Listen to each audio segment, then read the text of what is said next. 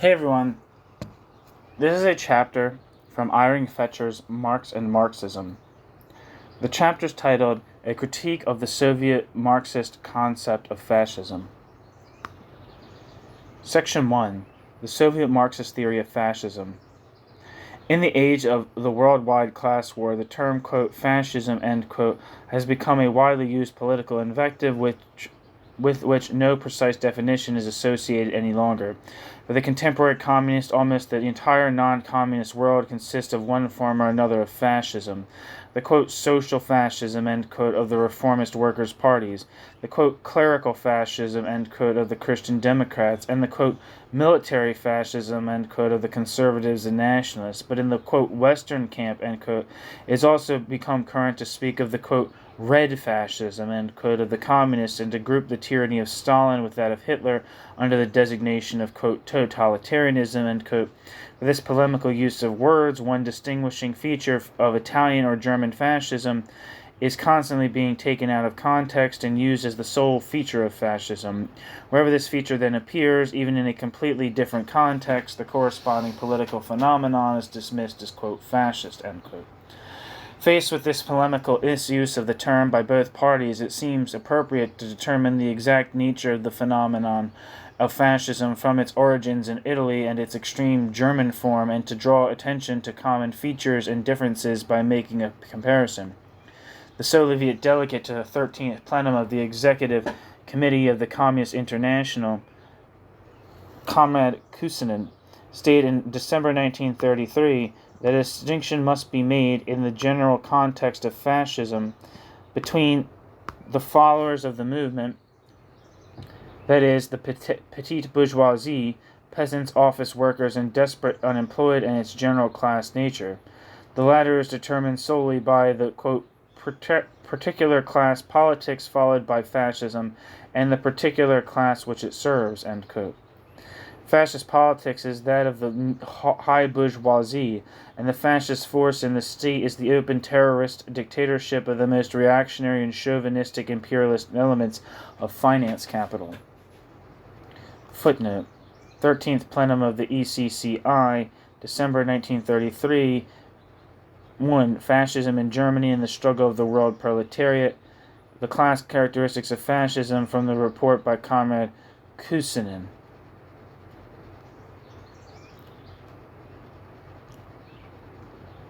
End footnote.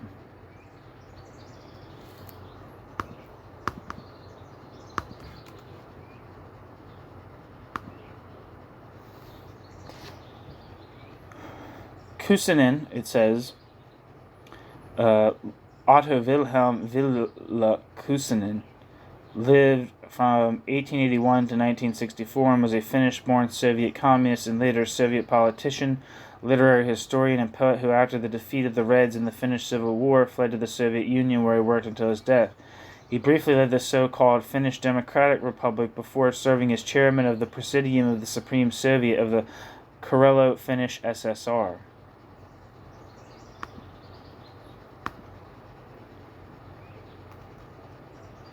Back to the text. The reason for the transition from the normal form of, quote, bourgeois dictatorship, end quote, to an open fascist dictatorship is to be found in their fear of the approaching proletarian revolution.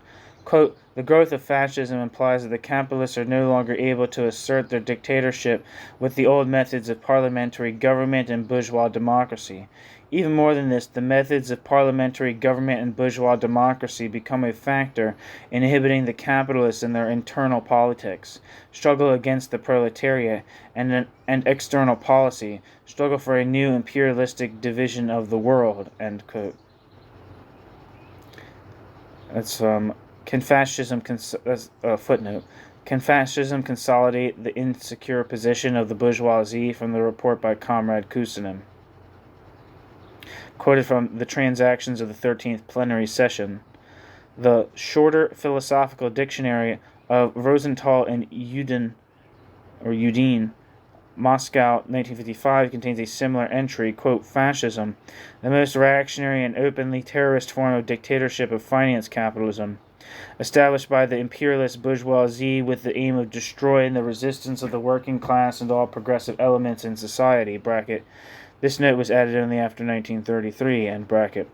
Fascism is a manifestation of the form of political reaction characteristic of the highest stage of capitalism, namely imperialism. The establishment of fascism proves that the dominant bourgeois classes are no longer able to maintain their domination by the normal, quote, democratic, end quote, means, and that the growing longing of the masses for freedom can be suppressed only by violence and terror, end quote. End footnote.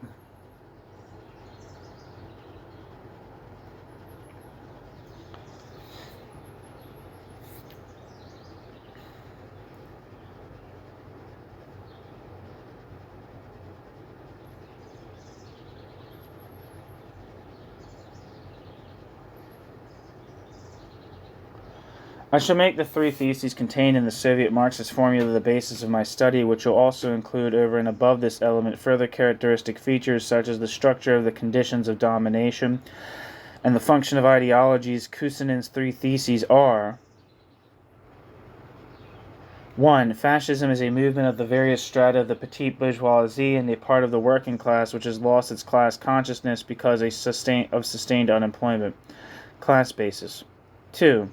According to its class character, fascism is the domination of the most reactionary part of finance capital, whose domination is always identified by communists with the highest imperialist stage in the development of capitalism. 3. The transition from relatively liberal to fascist forms of bourgeois dictatorship is effected in the face of the direct threat of a proletarian revolution. Fascism is the last despairing effort of the bourgeois capitalist world to salvage itself from its inevitable downfall in the proletarian socialist revolution. 2. Section 2. Social elements and driving forces behind fascism. Understandably, no detailed sociological studies have been made of the composition of Mussolini's following before the March on Rome.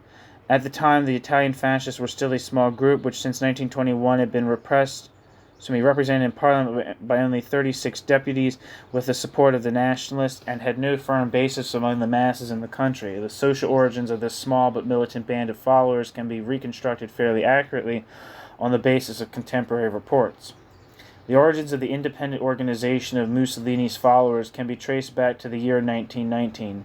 The Fasci di Combattimento, which he then represented, were a kind of association of nationalistic combat veterans which at the same time wished to represent its specific interest and act as an anti-parliamentary fighting organization.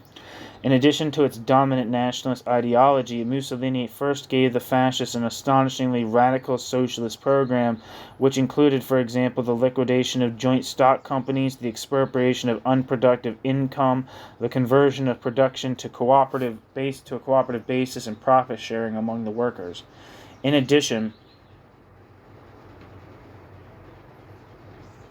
there were extremely democratic features: election of judges by the people, decentralization of the executive, abolition of the Senate and titles of nobility, as well as orders of knights, and so forth.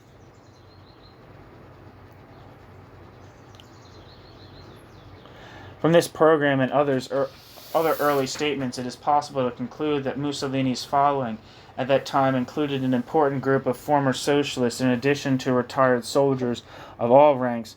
These were the socialists who followed Mussolini in 1915 when Mussolini had to leave the Partito Socialista Italiano (PSI) because of his advocacy of intervention by Italy on the side of the Central Powers.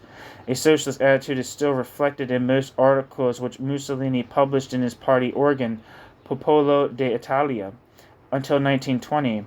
Mussolini welcomed, for example, the socialist occupation of factories in 1920 and advised the workers not to give up their struggle until they had received binding assurances from the entrepreneurs.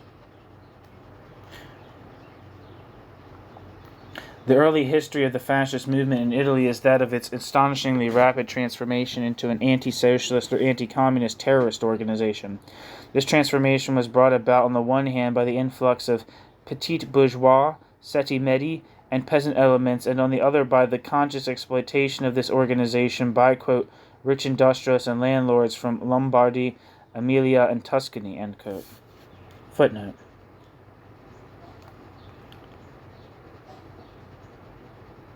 See also Irvin v. Beckerath, Wesen und Werden des faschistischen Staates, from 1927. Quote, the attitude of industry and the large landowners was skeptical to begin with, certainly in the years 1919 to 1920.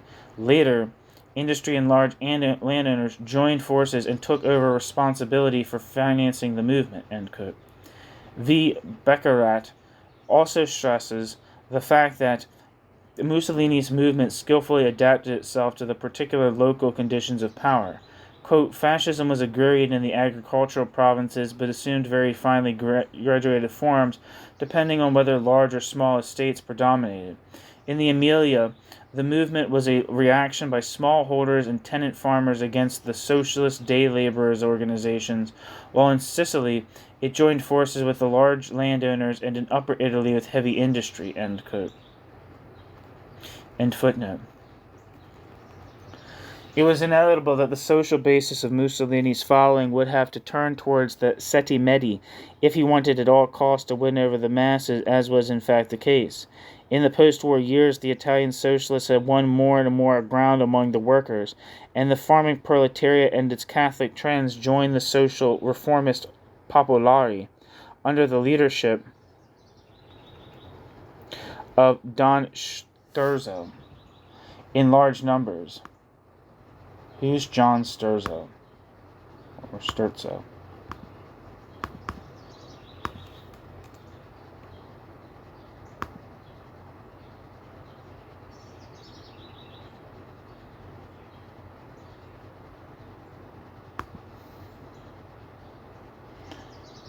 One second.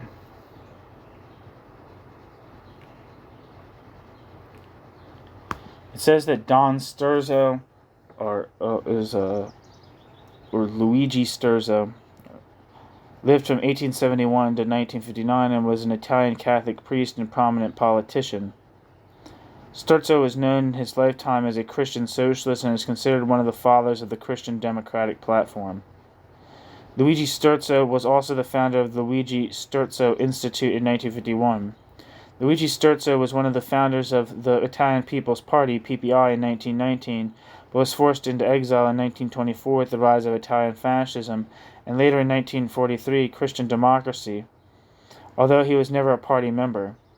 In exile in London and later New York City, Luigi Sturzo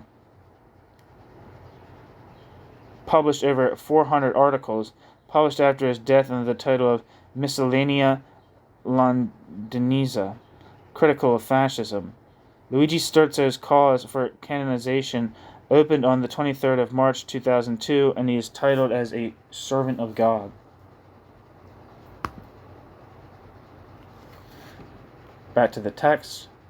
If the fascist movement wished to grow beyond a small circle of discharged military men, former socialists, and syndicalists, it could in the first instance only find followers among the petite bourgeoisie of the plains and small cities. The Italian socialist Mondolfo described the typical fascist of the years 1920 to 1922 as, quote, adopting an intermediate economic and intellectual position between the proletariat and the true bourgeoisie, bracket, of agriculture, industry, and finance, end bracket, end quote.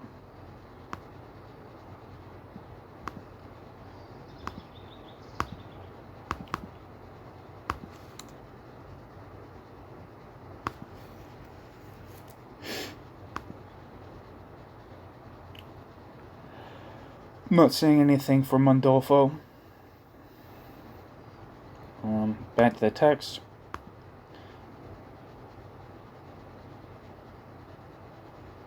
It's Rodolfo Mondolfo. It's fucking funny that you would... Are you serious?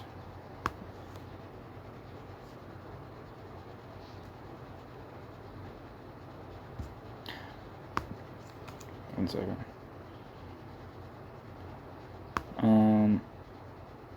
Try that.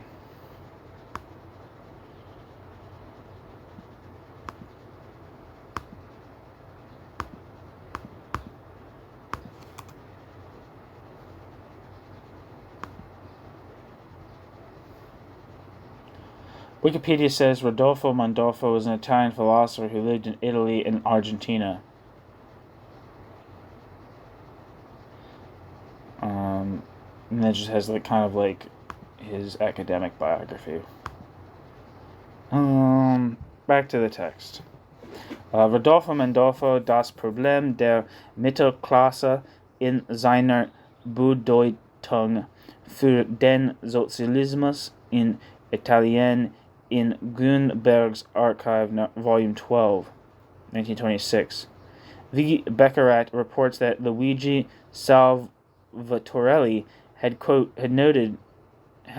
noted with considerable insight that the middle class, to which for the most part the above-mentioned professions, which made up the majority of the fascist party, belonged through lack of cohesion, conducted their class struggle in such a way that they denied the idea of class and demanded instead a strong state, end quote.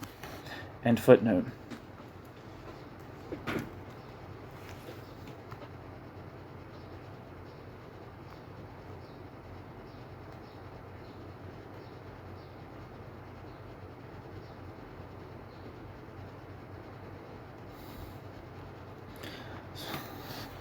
If Mussolini wished to remain, quote, il duce, is that how you say that, right?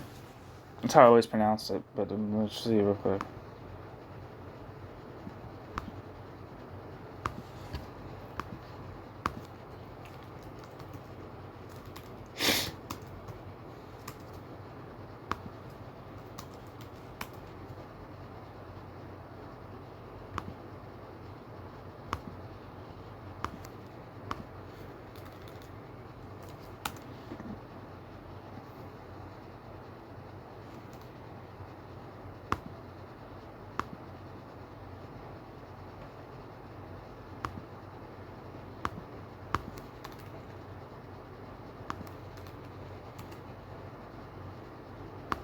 Il duce.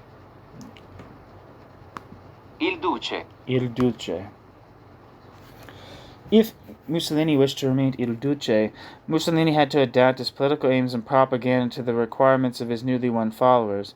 Thus Mussolini did, but not without manifest pressure from his followers.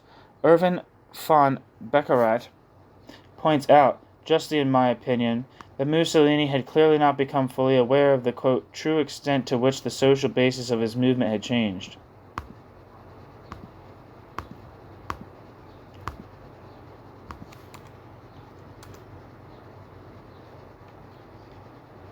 The internet says Erwin von Beccarat, who from 1948 until his death was the chairman of the Scientific Advisory Board at the Federal Ministry of Economics that took care for a certain continuity in the tradition of the, quote, study group. Sorry, that's not what I'm looking for.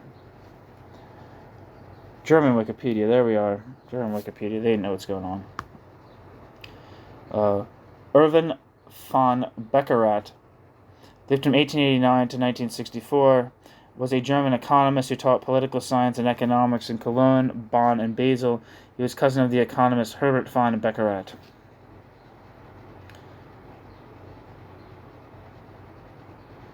His books include The Prussian Class Tax and the History of its Reform until 1851, The Seaport Policy of the German Railways and Supply of Raw Materials, Nature and Development of the Fascist State, Heinrich Dietzel as national economist and sociologist, Introduction to Economics, Economic Issues of the Free World, and Linkesis, Figures and Problems with Economics and Politics.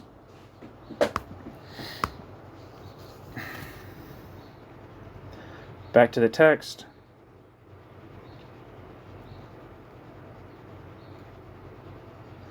This is revealed by an episode of the summer of 1921. In May of that year, Mussolini had moved into Montecitorio with 35 fascist deputies.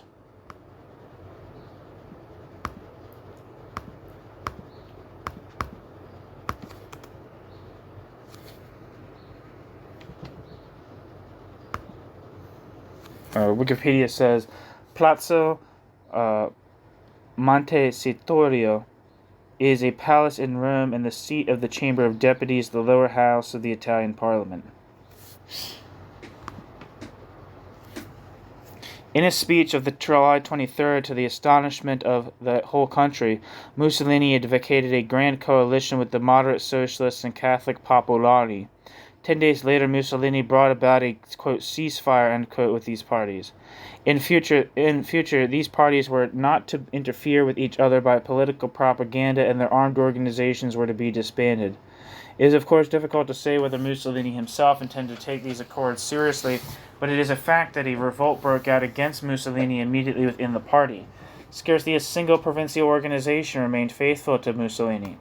The peasant followers, in particular, gave stubborn resistance to the, quote, corrupt peace with the Marxists, end quote.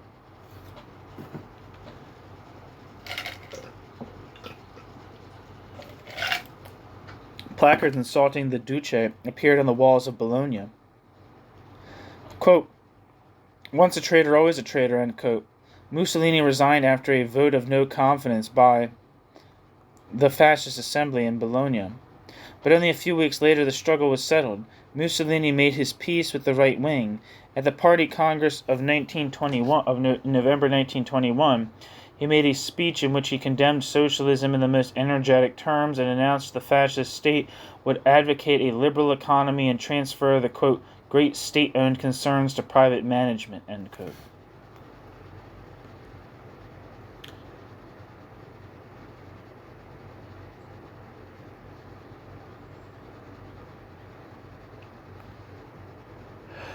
Where am I? Okay. However, Mussolini's, quote, left-wing, end quote, ambitions were buried when the fascists joined forces with the conservative nationalists in 1923 to form the Partito Nazionalista Fascista. Partito Nazionalista Fascista.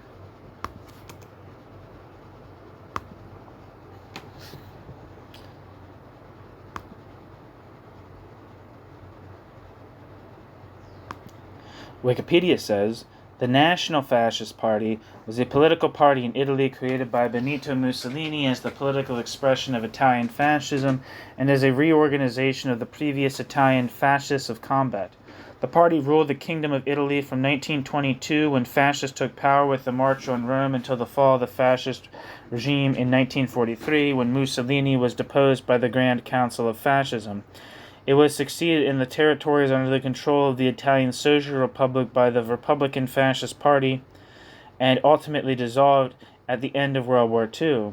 The National Fascist Party was rooted in Italian nationalism and the desire to restore and expand Italian territories, which Italian fascists deemed necessary for a nation to assert its superiority and strength and to avoid succumbing to decay. Italian fascists claimed that modern Italy was the heir to ancient Rome, and its legacy and historically supported the creation of an Italian empire to provide spazio vitale, living space for colonization by Italian settlers, and to establish control over the Mediterranean Sea. The National Fascist Party also supported social conservative stances. Fascists promoted a corporatist economic system whereby employer and employee syndicates are linked together in associations to collectively represent the nation's economic producers and work alongside the state to set national economic policy. This economic system intended to resolve class conflict through collaboration between the classes.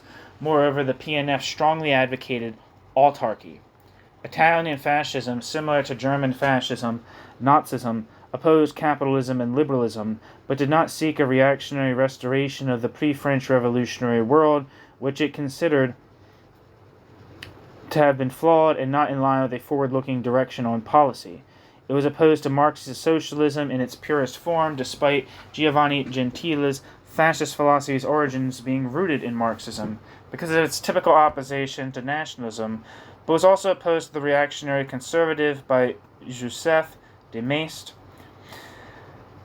It was also opposed to the reactionary conservatism developed by Joseph de Maistre. The National Fascist Party believed the success of Italian nationalism required respect for tradition and a clear sense of a shared past among the Italian people, alongside a commitment to a modernized Italy, as well as a solid belief that Italy was destined to become the hegemonic power in Europe. The National Fascist Party, among its successor, the Republican Fascist Party, are the only parties whose reformation is banned by the Constitution of Italy. Quote, "It shall be forbidden to reorganize under any form whatsoever the dissolved fascist party," end quote. It's depressing. It seems like pretty people with pretty direct links to fascism are now in power in Italy. Through this merger, the party acquired a number of intellectually vigorous bourgeois elements who attempted to give a more precise form to the ideology, which had hitherto remained somewhat vague.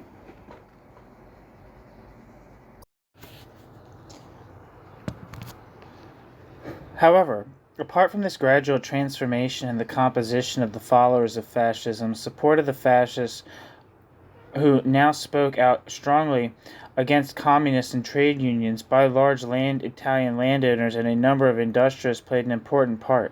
Certain aristocrats, such as Count Volpi, the banker who joined the movement. Certain aristocrats, such as Count Volpi, the banker, also joined the movement.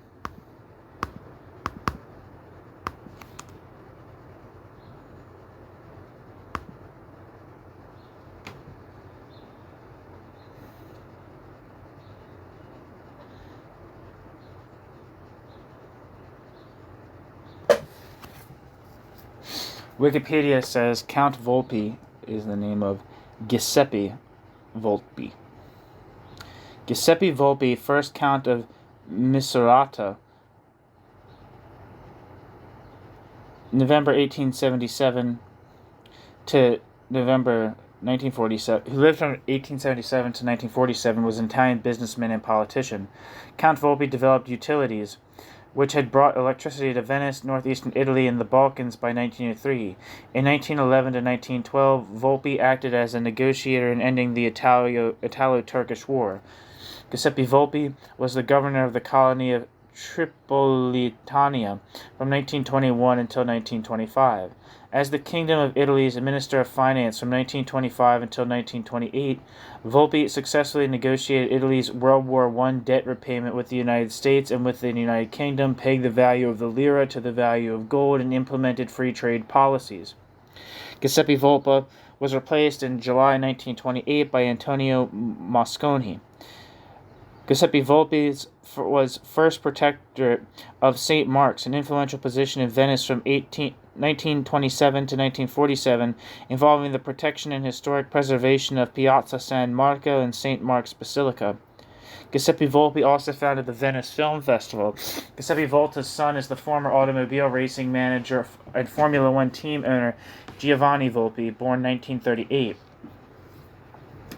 Giuseppe Volpi's granddaughter is his daughter, Countess Anna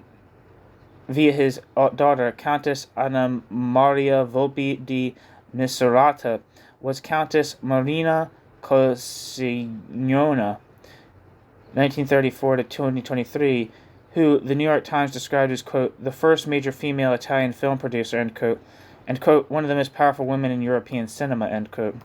Giuseppe Volpi was president of the Confindustria from 1934 to 1943. Giuseppe Volpi, Jesus Christ, moved from his position and expelled from the Grand Council of Fascism after Giuseppe Volpi opposed the continuing of the war and Italy's alliance with Hitler. Giuseppe Volpi was arrested by the SS after trying to escape to Switzerland. Giuseppe Volpi, who was a leading figure of the National Fascist Party, underwent a series of legal proceedings for his responsibilities during the fascist regime after the war.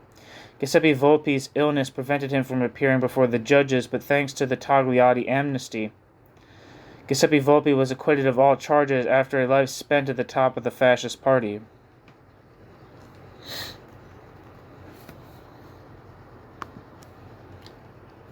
Back to the text.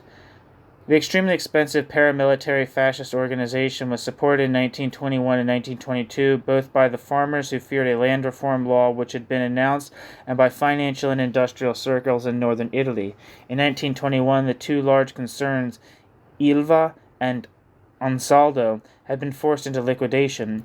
A number of banks were hit badly. Heavy industry and banking circles therefore began to place their hopes in right-wing radicalism and in Mussolini, who promised to restore the, quote, honor of Italy, end quote, and wished to institute an aggressive foreign policy which seemed to be advantageous to the armaments industry. Shortly before the March on Rome in August 1922, the fascists were said to have obtained substantial loans from large Roman banks, but the decision had by then already been taken in favor of Mussolini after the socialist general strike and the more or less open collusion between the state and the fascist forces. The March on Rome was simply a coup d'état, made necessary by Mussolini's fear that a right-wing ministry might make a move before him and seriously consider reinstituting the power of state organs, the state organs.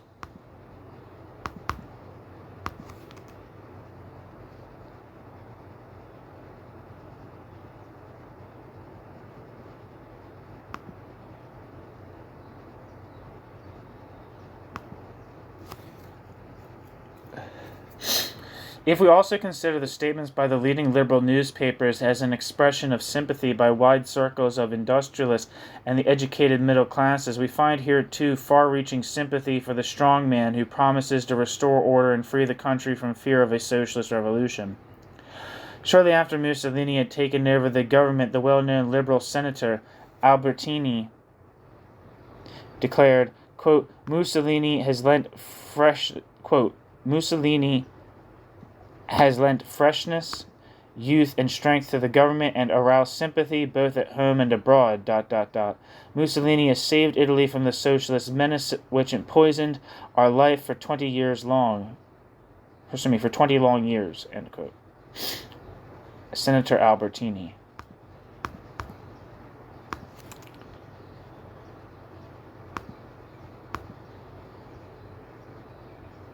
The Italian Association of Industrialists, Confindustria, also greeted the new government enthusiastically in its manifesto of October 28, 1922.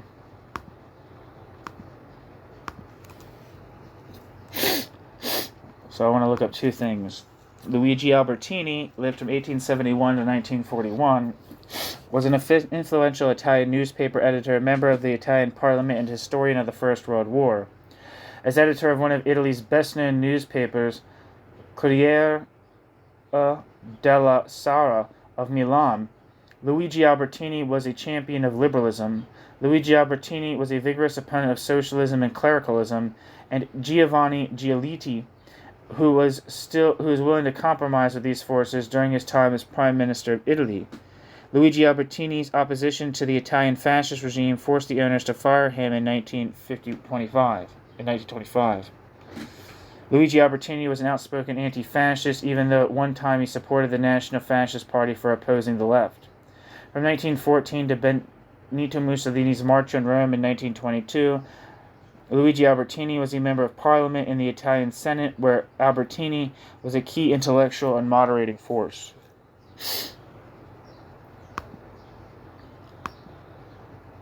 Doesn't really sound particularly moderating to me, but let's see. So that's Luigi Albertini. The other thing I wanted to look up is the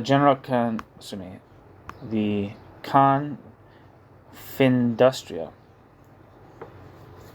which is the General Confederation of Italian Industry.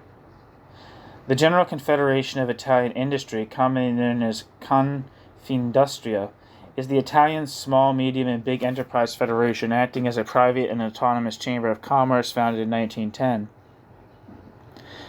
Confindustria's network is made of 222 associations, bringing together more than 150,000 companies of all sizes on a voluntary basis, accounting for around 5,400,000 individuals.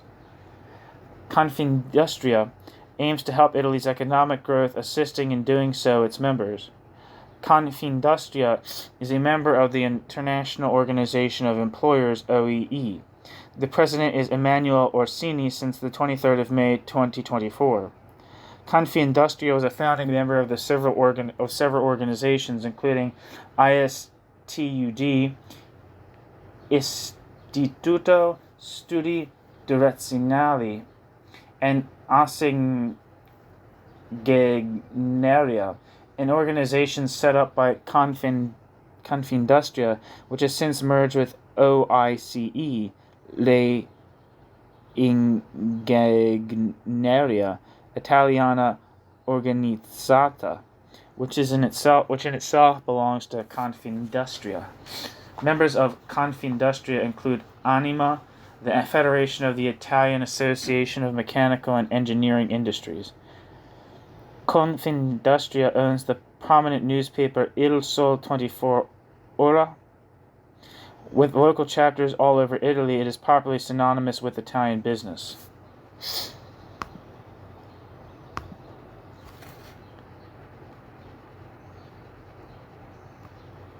So back to the text.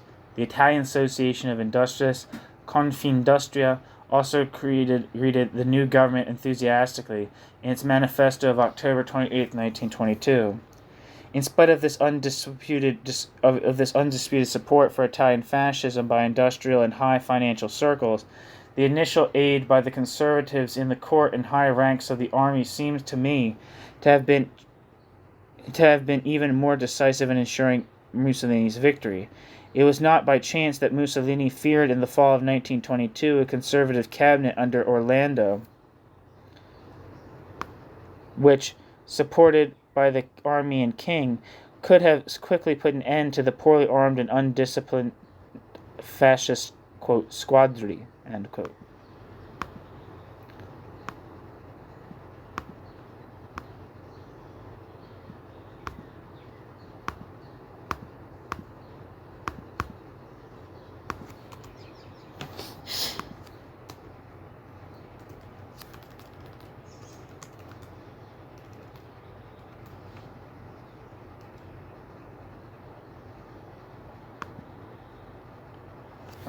Orlando refers to, according to Wikipedia, Vittorio Emanuele Orlando, who lived from 1860 to 1952 and was an Italian statesman who served as the Prime Minister of Italy from October 1917 to June 1919.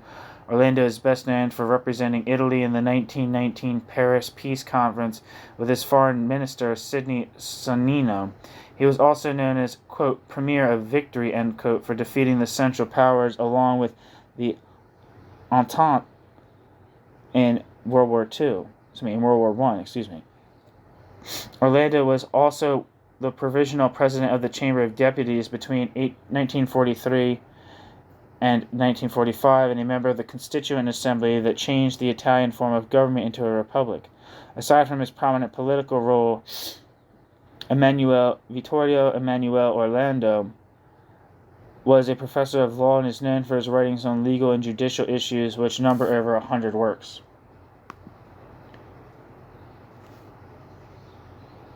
Back to the text. The participants in the March on Rome had strict instructions not to engage with army units at any cost.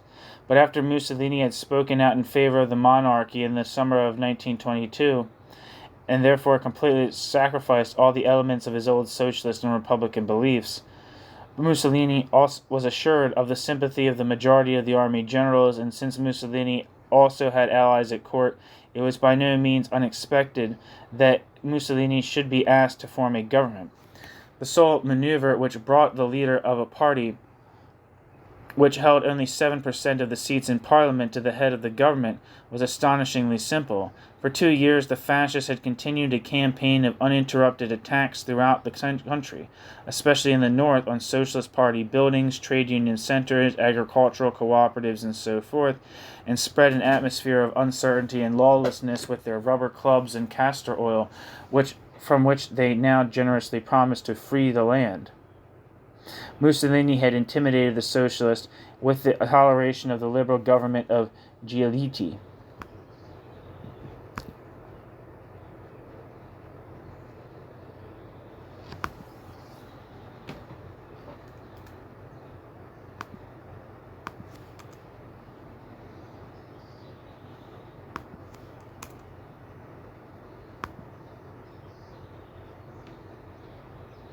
Where am I?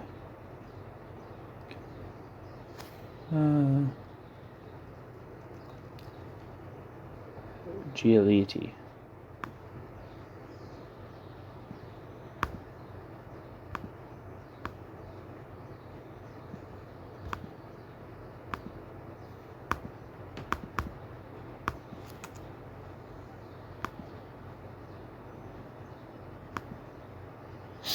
Giovanni Giolitti was an Italian statesman who lived from 1842 to 1928. Giovanni Giolitti was the Prime Minister of Italy 5 times between 1892 and 1921. Giovanni Giolitti is the longest-serving democratically elected Prime Minister in Italian history and the second longest-serving overall after Benito Mussolini. A prominent member of the historical left and the Liberal Union, Giovanni Giolitti is widely considered one of the most powerful and important politicians in Italian history due to his dominant position in Italian politics. Giovanni Giolitti was accused by critics of being an authoritarian leader and parliamentary dictator. Giovanni Giolitti was a master in the political art of transformismo, the method of making a flexible centrist coalition of government which isolated the extremes of the left and right in Italian politics after unification. Under Giovanni Giolitti's influence, the Liberals did not develop as a structured party and were a series of informal personal groups with no formal links to political constituencies.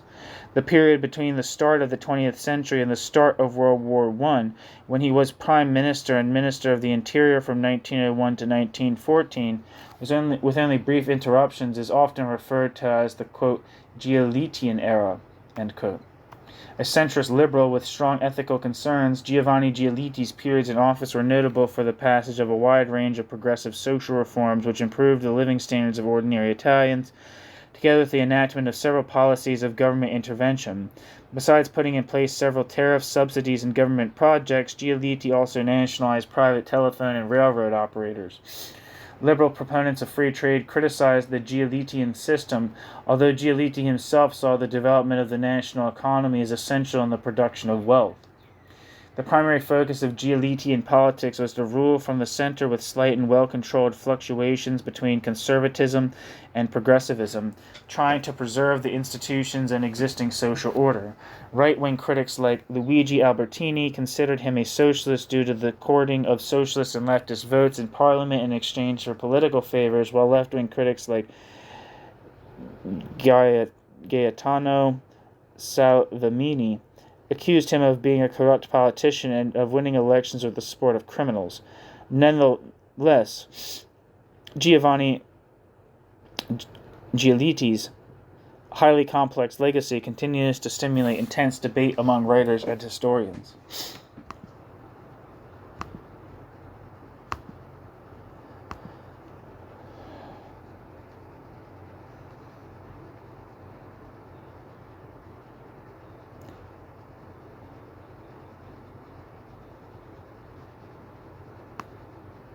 So, back to the text.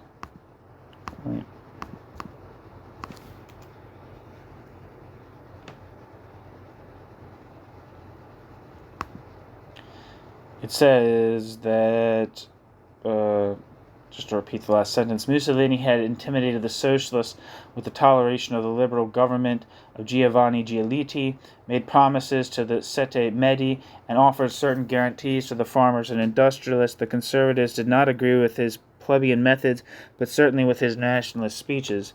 Liberals, clericals, and conservatives joined with him in their fear of socialism. Even if Mussolini did not appear to them as the savior of the fatherland, he certainly seemed to be the lesser of two evils.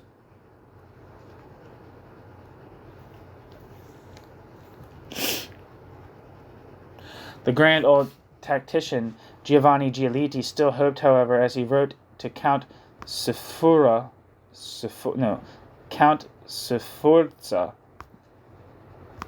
in 1922, to, quote, reduce fascism to legality, end quote.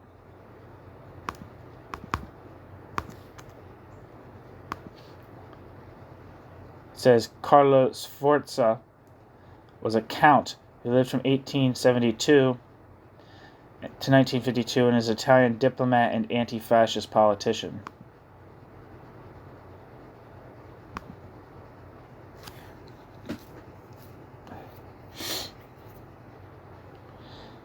End footnote. Back to the text. It was a fateful mistake which was later to be repeated in face of Hitler. I have always wondered whether the tactical maneuver with the help of which Mussolini came to power was not directly inspired by George Sorel. In his Reflections on Violence, Sorel objects to the reformist socialists that they simply use the force of the workers' movement to instill fear in bourgeois politicians and obtain concessions from bourgeois politicians under the motto, "If you do not help us, the movement will slip down into dangerous radical waters." Perhaps Mussolini used this thought, meant as a condemnation by Sorel, as a sound piece of tactical advice. Footnote. George Sorel, Reflections sur la violence. I don't know how to say violence in French. I don't know how to say anything in French, actually. Quote, "A cleverly channeled agitation is of great value to parliamentary socialists who try to persuade the government and the wealthy bourgeoisie that they know how to moderate the revolution. In this way, they are able to ensure the success of their financial interests, and get social laws passed which make them look big in the eyes of those simpletons who think that such socialists are great legal reformers. To succeed in this way, there always has to be a modicum of commotion, and the bourgeoisie have to be frightened." End quote. George Sorel. As far as the class politics practiced by Italian fascism is concerned, end footnote.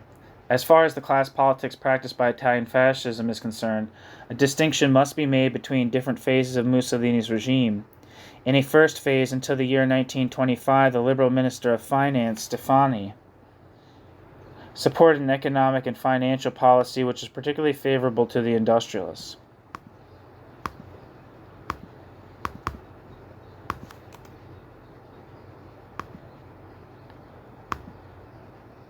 National concerns were turned over to private ownership, insurance, telephone, and so forth, and the law on land reform was taken off the agenda. Bearer shares were legalized again, and the tax on company boards reduced by 50%, while the parliamentary committees of inquiry into war supply contracts, aiming to detect excessive speculative profits, were disbanded, and the estate duty on families completely abolished.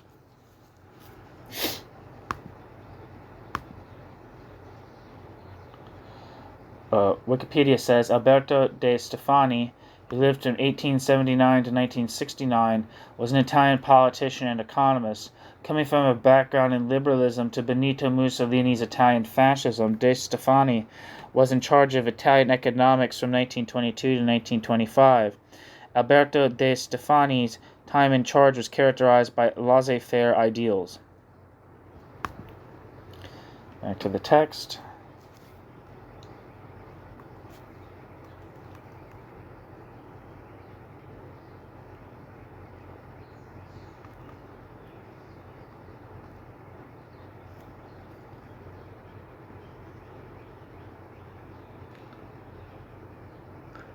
While the parliamentary committees of inquiry into war supply contracts aiming to detect excessive speculative profits were disbanded and the estate duty on families completely abolished.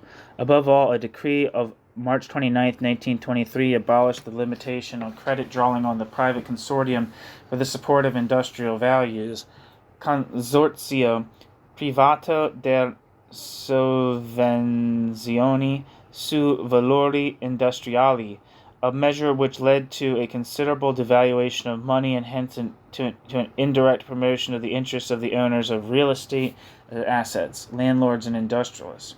This policy met with the general approval of the Italian industrialists and farmers, and when in August 1924 Luigi Einaudi called upon them to vote against the system of repression of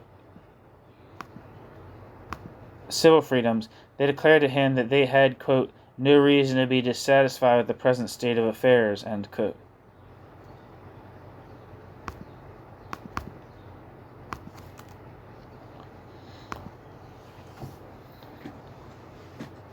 It says Luigi Einaudi lived from 1874 to 1961 and was an Italian politician and economist.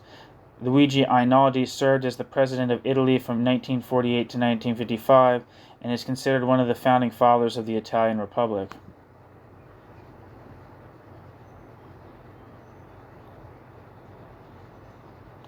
Back to the text. In July 1925, Stefani was, however, replaced by Count Volpi, and economic policy underwent a considerable change in direction. Italy went over to a protective tariff policy and sought to intervene in the economic processes by limited state planning measures. The revaluation of the lira was a first measure which clearly conflicted with the interest of the industrial circles, which had so far enjoyed preferential treatment. It benefited above all the many officials who were directly responsible for implementing the policy of the regime, civil servants, party officials, officers, and whose income had suffered seriously under the post-war inflation. Italian heavy industry, which worked purely for the domestic market and was therefore unaffected by higher export prices, agreed to this measure.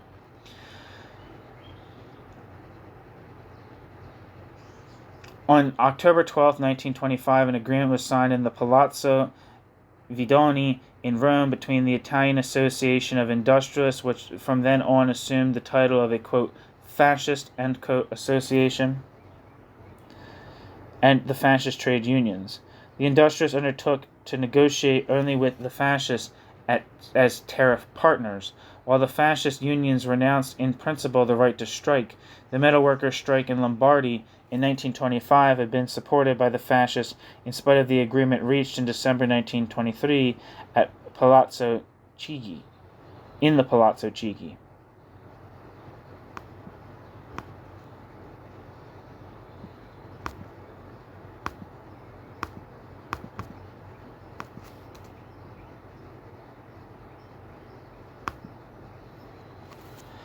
And promised to abolish factory councils. However, it took time and considerable administrative pressure before the workers completely abandoned their old socialist and Christian organizations. The exclusion of the independent union movement and the monopoly of the National Fascist Union with its hierarchical leadership were certainly beneficial to Italian industry and large landowners. They enabled the old achievements such as the 8-hour day to be abolished.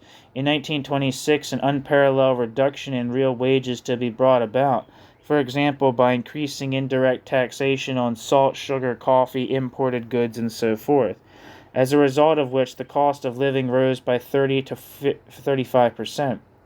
According to a survey by the International Labor Office in Geneva, Italian wages were the lowest in Europe in 1930, including even Spain.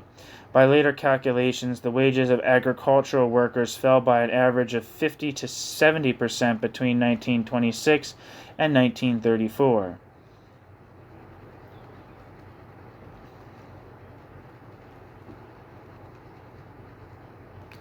Mussolini, commenting on this development, stated that the Italians were fortunately a heroic ascetic nation, despised soft comforts and willingly sacrificed such pleasures to imperial grandeur. In his Sur Soziologie des Fascismus, Franz Birkenau interpreted the Italian development as a consequence of the discrepancy between industrial backwardness and the advanced socialist workers' movement.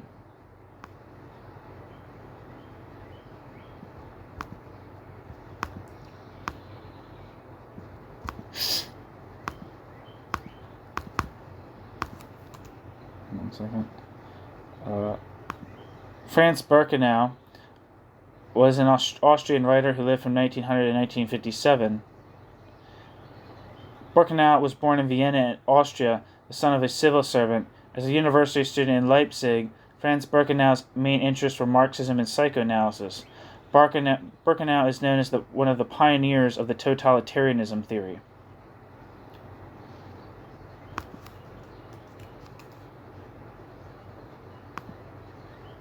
One second.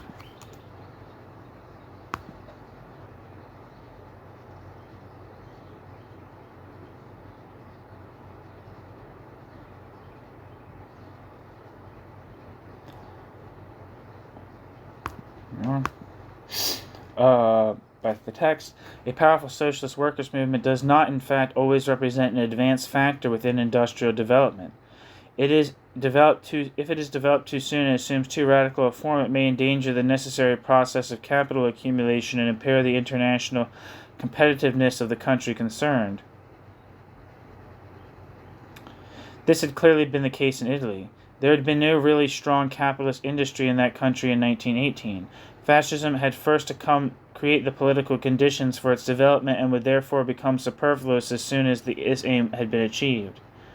Footnote: if military defeat did not offer a plausible explanation of the change in political opinion, one might find a certain justification for Birkenau's theory in the development of post-war Italy in the early 60s.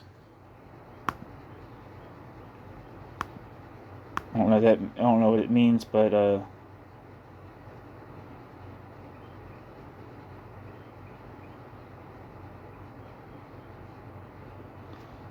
Birkenau died in 1957. Anyway, in footnote, the elimination of strikes and the reduction of wages to a low level had enabled Italy to achieve a rate of accumulation which would have been impossible under other conditions. Birkenau would therefore modify the communist theory of the class structure of fascism in Italy by stating that it was a political domination in the name, or at least in the interest of, a class which had not yet fully developed, that is, a class of industrial capitalists. The theory of Birkenau is scarcely tenable in that form, but it has the merit of drawing attention to a factor which is significant in determining the differences between Italian and German fascism.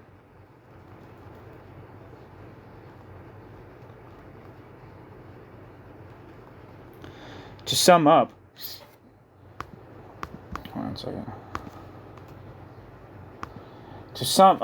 we may make the following statement. In the first years of rule, Italian fascism represented the interests of the large farmers and industrialists relatively well, and at the same time seriously neglected the interest of its first adherents, the middle class and ex-socialists. The country was called upon to bear the enormous cost of a triple bureaucratic apparatus, state administration, army and fascist officials, and military soldiery.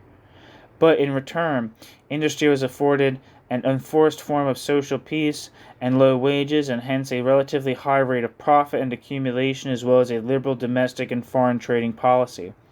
In the second phase, after 1925, on the other hand, the interest of heavy industry and the bureaucratic apparatus moved into the foreground. This turn in financial and industrial policy ran parallel to the transition from the relatively moderate coalition dictatorship under Mussolini's leadership to the regime which became more and more authoritarian and finally totalitarian.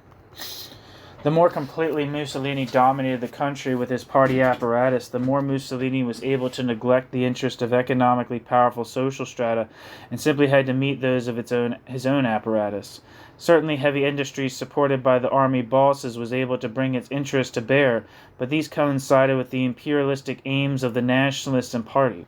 The fascists were no longer dependent on private and voluntary financial contributions. The party and militia had at their disposal financial resources in the state which were entirely under the jurisdiction of the fascist apparatus and could exert administrative and police pressure on the population. The economic crisis, which began earlier and lasted longer than in other industrial countries, also made industry very dependent on the goodwill of the government. The same crisis, however, made the, quote, left-wing groupings, end quote, in the party vigorously active again. Mussolini himself stated in a speech on November 14, 1933, quote, the capitalist system of production is outmoded, end quote. But as was frequently the case with Mussolini's statements, Mussolini did not mean this in a particularly revolutionary sense. Even though capitalism had reached the end of its run, Mussolini still promised a bright future for the entrepreneurs. The whole aim must be to avoid certain distortions of individualism, place private property under the protective tutelage of a, quote, corporate state, end quote.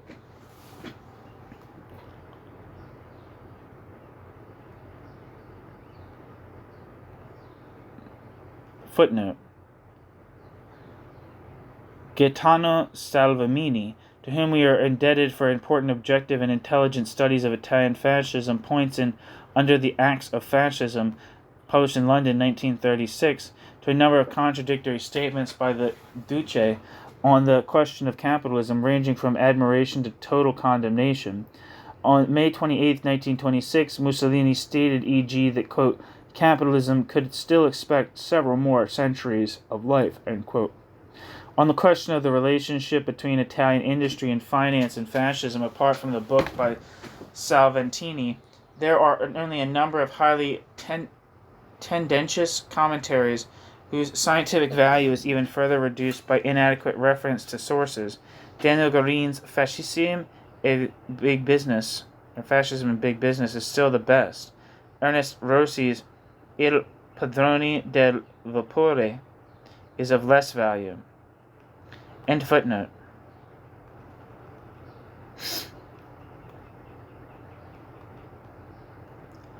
However, the left-wing members of the party were not satisfied with the development of the so-called, quote, corporate state.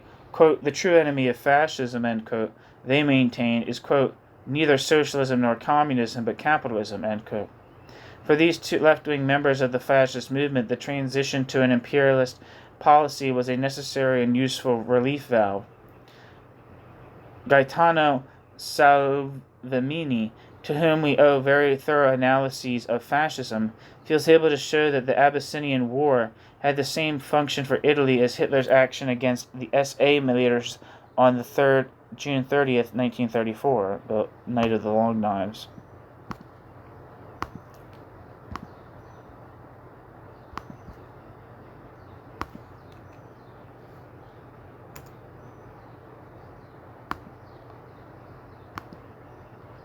Wikipedia says the Abyssinian War refers to the Second Italo-Ethiopian War, also referred to as the Second Italo-Abyssinian War, was a war of aggression waged by Italy against Ethiopia, which lasted from October 1935 to November 1937.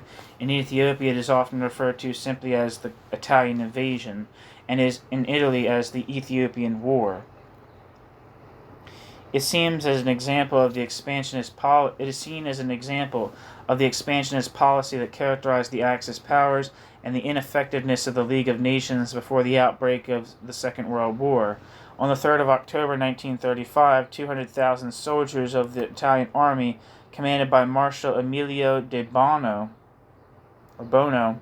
attacked from Eritrea, then an Italian colonial possession, without prior declaration of war. At the same time, a minor force under General Rodolfo Graziani attacked from Italian Somalia. On the 6th of October, Adwa was conquered, a symbolic place for the army because of the defeat at the Battle of Adwa by the Ethiopian army during the First Italo-Ethiopian War. On the 15th of October, Italian troops seized Axum, and an obelisk adorning the city was torn down from its site and sent to Rome to be placed symbolically in front of the building of the Ministry of Colonies. Exacerbated by De Bono's slow and cautious progress, Italian Prime Minister Benito Mussolini replaced De Bono with General Pietro Badoglio. Ethiopian forces attacked the newly arrived invading army and launched a counterattack in December 1935, but their poorly armed forces could not resist for long against the modern weapons of the Italians. Even the communication services of the Ethiopian forces depended on foot messengers, as they did not have radio. It was enough for the Italians to impose a narrow fence on the Ethiopian detachment to leave them unaware of the movements of their own army. Nazi Germany sent arms and munitions to Ethiopia because it was frustrated over Italian objections to its attempts to integrate Austria. This prolonged the war and sapped Italian resources. It would soon lead to Italy's greater economic dependence on Germany and less interventionist policy on Austria, clearing the path for Adolf Hitler's Anschluss, which is the annexation of Austria. The Ethiopian counteroffensive managed to stop the Italian advance for a few weeks, but the superiority of the Italians' weapons, particularly heavy artillery and airstrikes with bombs and chemical weapons, prevented the Ethiopians from taking advantage of their initial successes. The Italians resumed the offensive in early March. On the 29th of March 1936, Graziani bombed the city of Harar, and 2 days later the Italians won a decisive victory at the Battle of Mechu, which nullified any possible organized resistance of the Ethiopians. Emperor Haile Selassie I'm probably pronouncing his name wrong, was forced to escape into exile on the 2nd of May, and Badaglio's forces arrived in the capital, Addis Ababa, on the 5th of May. Italy announced the annexation of the territory of Ethiopia on the 7th of May, and Italian King Victor Emmanuel III was proclaimed emperor on the 9th of May. The provinces of Eritrea, Somaliland, and Abyssinia, Ethiopia were united from the Italian province of East Africa. Fighting between Italian and Ethiopian troops persisted until the 19th of February 1937. On the same day, an attempted assassination of Graziani led to the reprisal Yekatit 12 massacre in Addis Ababa, in which between 1,400 and 30,000 civilians were killed. Italian forces continued to suppress rebel activity until 1938. Italian troops used mustard gas and aerial bombardments in violation of the Geneva Protocol and Geneva Conventions against combatants and civilians in an attempt to discourage the Ethiopian people from supporting the resistance. Deliberate Italian attacks against ambulances and hospitals of the Red Cross were reported. By all estimates, hundreds of thousands of Ethiopian civilians died as a result of the Italian invasion, which have been described by some historians as constituting genocide.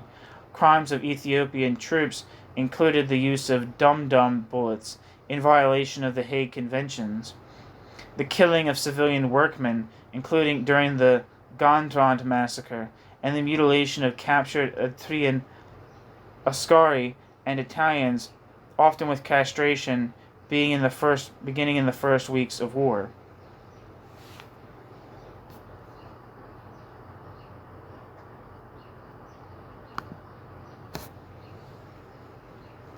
Back to the text. The conquest of the empire offered possible lines of action to certain forces which had worked toward a social revolution on the domestic plane. The left-wing fascists, known to the police, received invitations to visit the local party headquarters, where they were informed, to their own astonishment, that they had registered as volunteers for the Abyssinian campaigns. The Abyssinian campaign. Footnote: G. Salvemini. Quote, the Ethiopian War was a purge like the one in Germany on June 30th, 1934, but on a larger scale. Mussolini, being considerably more intelligent and less brutal than Hitler, called his war purge a war. The Ethiopian War was waged by Mussolini and the leaders of his party not only against the Ethiopians, but against the left-wing fascists of Italy. End quote. Salvemini.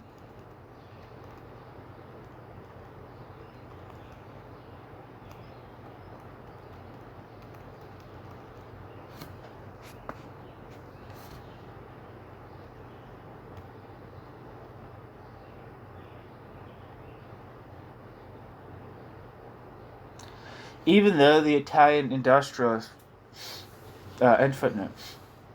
Even though the Italian industrialists sympathized with Mussolini for a long time and owed considerable advantages to him. Actually, one second.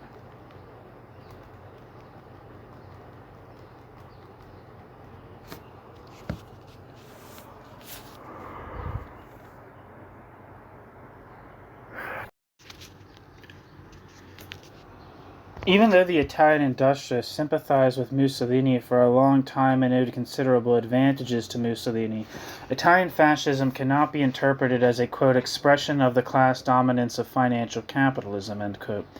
The party apparatus, which became more and more powerful together with the fascist militia, increasingly came to represent a threat to capitalists as well.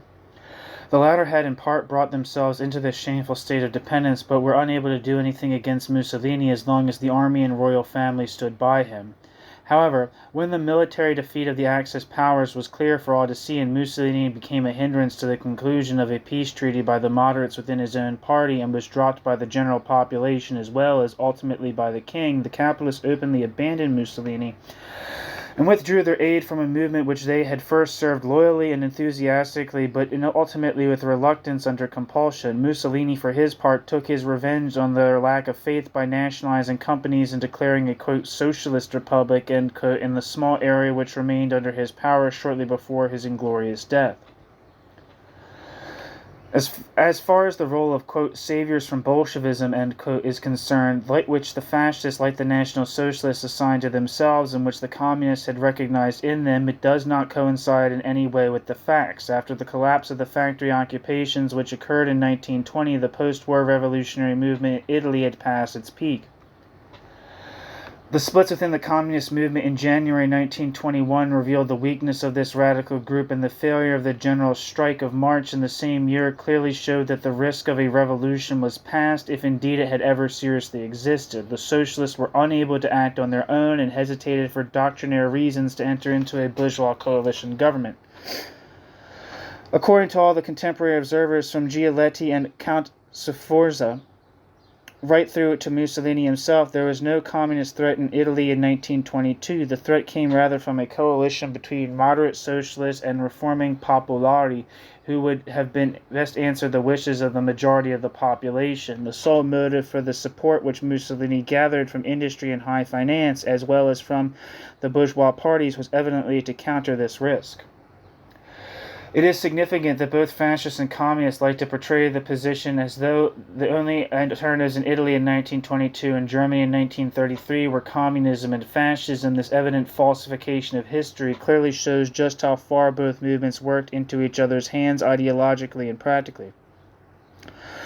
For the communists, the decisive dogma was that the parliamentary regime must founder at the same time as capitalism, so that fascism was therefore evidently a symptom of the death of capitalism. For them, too, theoretically, no return was possible from fascism to a democratic parliamentary bourgeois regime, but only the transition to a people's democracy or Soviet republic, which Wilhelm Pieck was already demanding for Germany in 1933.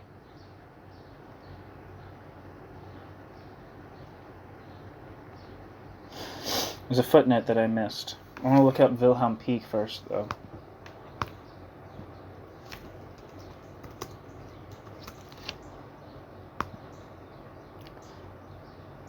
Wilhelm Pieck lived from 1876 to 1960 and was a German communist politician who served as the chairman of the Socialist Unity Party from 1946 to 1950 and as as president of the German Democratic Republic from 1949 to 1960.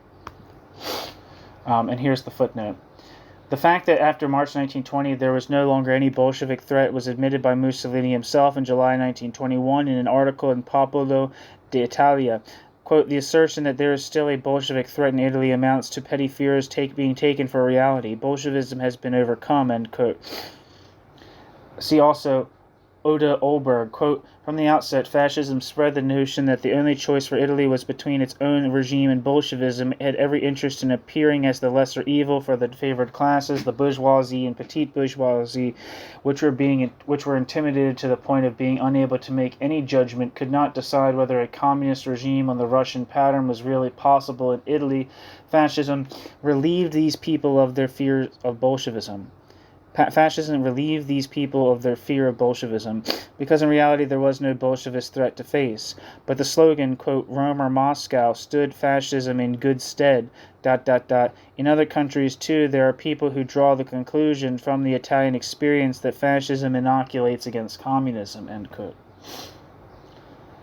In his biography of Mussolini, Walter Gorlitz defends the official fascist version of the salvation of Italy from Bolshevism as follows, quote, the representatives of the old order led by Don Sturzo, leader of the Catholic Popolari, from whom the modern Democrazia Cristiana arose.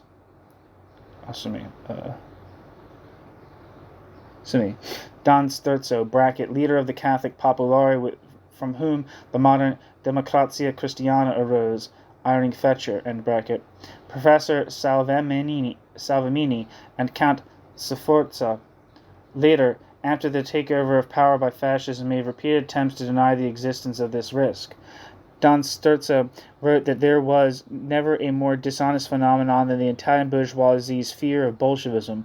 Such assertions either sought to counter the justification for the fascist movement or else, if they were meant honestly, they simply showed that their proponents pursued an ostrich-like policy in burying their heads in the sand to avert a menacing danger, end quote. However, Gerlitz then merely describes the known unrest in the immediate post-war years from 1919 to 1921, the threatening nature of which has never been disputed, but the decisive fact remains that since the failure of the general strike, March 1st to the 3rd, 1921, the revolutionary wave had evidently been on the wane. End footnote.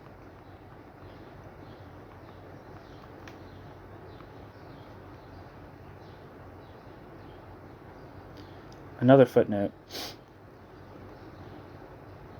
See in particular the, quote, communist program for salvation, end quote. Quote, forwards to the dictatorship of the proletariat for the power of the workers and peasants' councils for the downfall of capitalism forward to socialism, end quote, Wilhelm Pieck. End footnote. The formula of the Social Democrats, which was at that time scorned by the communists, namely the, quote, return to parliamentary democracy, end quote, has, however, been achieved in all the countries which were able to develop freely. It was only under the protection of the Red Army that the development took a different course, and at least in external appearances, the prophecies of Soviet Marxism were confirmed. New section. The social position of National Socialism. The social composition of the followers of National Socialism in Germany is usually defined as a petit bourgeois, exactly as in the case of the Italian fascists. As a number of analyses of election results between the years 1926 and 1933 have shown, this is on the whole correct. Seymour Martin Lipset has recently summarized these studies again.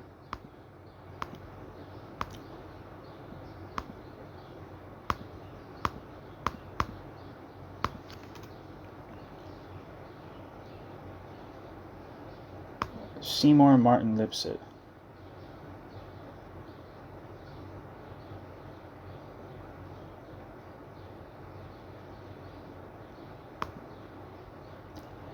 Wikipedia says Seymour Martin Lipset, who lived from 1922 to 2006, was an American sociologist in political science. Seymour Martin Lipset, his major work was in the fields of political sociology, trade union organization, social stratification, public opinion, and the sociology of intellectual life. Seymour Martin Lipset also wrote extensively about the conditions for democracy in a comparative perspective. Seymour Martin Lipset was president of both the American Political Science Association 1979 to 1980 and the American Sociological Association 1992 to 1993. A socialist in his early life, Lipset later moved to the right and was considered to be one of the first neoconservatives. At his death in 2006, The Guardian called him, quote, the leading theorist of democracy and American exceptionalism, end quote. The New York Times said Seymour Martin Lipset was a, quote, preeminent sociologist, political scientist, and incisive theorist of American uniqueness, end quote. And the Washington Post said he was, quote, one of the most influential social scientists of the past half century, end quote.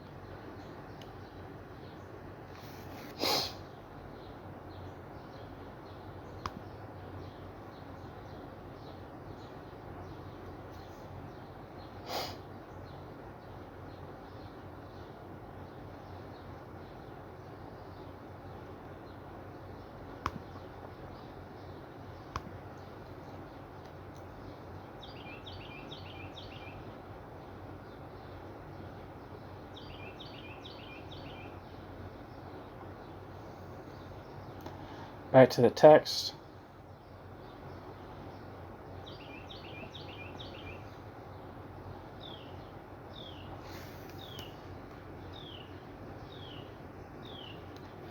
Both the fact that the NSDAP, quote, profited most from the liberal parties of the middle class, end quote, or from their decline, and also the clear positive correlation between the number of small independent artisans and votes for the NSDAP, show unambiguously that the small independent middle class represented the main contingent of votes for Hitler. An ideal reservoir for Nazi voters was also provided by the members of regional parties such as the Volksbund and the in the state of Hesse, with a social ideology which showed the same petite bourgeois resentment against the city's industrialization in the world of finance as the NSDAP program.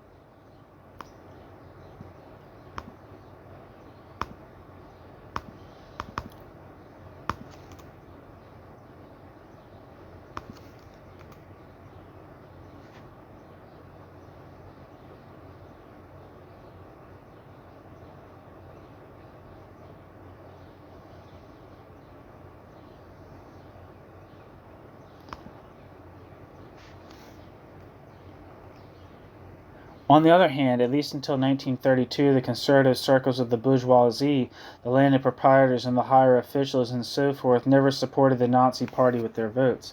This is confirmed by the fact that of the non-Catholic bourgeois parties, only the DNVP was able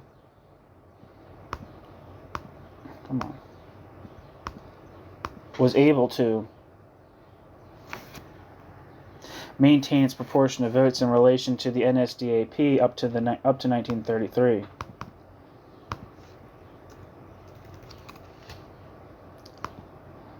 The DNVP, or the German National People's Party, was a national conservative and monarchist political party in Germany during the Weimar Republic. Before the rise of the Nazi Party, it was the major nationalist party in Weimar Germany. It was an alliance of conservative, nationalist, monarchist, folkish, and anti-Semitic elements supported by the Pan-German League. Ideologically, the party was described as subscribing to authoritarian conservatism, German nationalism, monarchism, and from 1931 onwards also to corporatism and economic policy. It had anti-communist, anti-Catholic, and anti-Semitic views. On the left-right political spectrum, it belonged on the right wing and is classified as far right in its early years and then again from the late 1920s when it moved back rightward. It was formed in late 1918 after Germany's defeat in World War I and the German Revolution of 1918 to 1919 that toppled the German Empire and the monarchy. It combined the bulk of the German Conservative Party, Free Conservative Party, and German Fatherland Party with right-wing elements of the National Liberal Party. The party strongly rejected the Republican Weimar Constitution of 1919 and the Treaty of Versailles, which it viewed as a national disgrace, signed by traitors. The party instead aimed at a restoration of monarchy, a repeal of the dictated peace treaty, and reacquisition of all lost territories and colonies. During the mid-1920s, the DNVP moderated its profile, accepting Republican institutions in practice while still calling for a return to monarchy in its manifesto and participation in center-right coalition governments on federal and state levels. It broadened its voting base, with it winning as much as 20.5% in the December 1924 German federal election in support of the election of Paul von Hindenburg as President of Germany, Reichspräsident, in 1925. Under the leadership of the populist media entrepreneur Alfred Hugenberg from 1928, the German National People's Party moved to the far right and reclaimed its reactionary nationalist and anti-republican rhetoric and changed its strategy to mass mobilization, plebiscites, and support of authoritarian rule by the president instead of work by parliamentary means. At the same time, the German National People's Party lost many votes to Adolf Hitler's rising Nazi Party. Several prominent Nazis began their careers in the German National People's Party.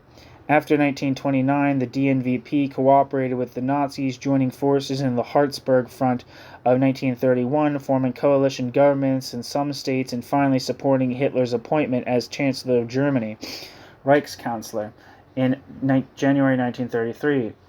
Initially, the German National People's Party had a number of ministers in Hitler's government, but the party quickly lost influence and eventually dissolved itself in June 1933, giving way to the Nazis' single-party dictatorship with the majority of the German National People's Party's former members joining the Nazi Party.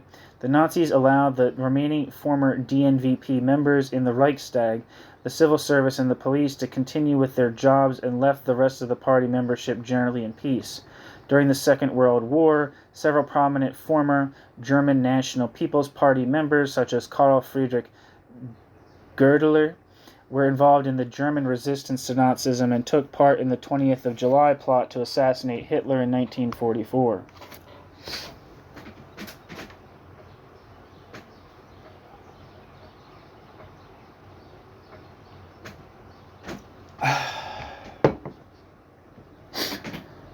Back to the text.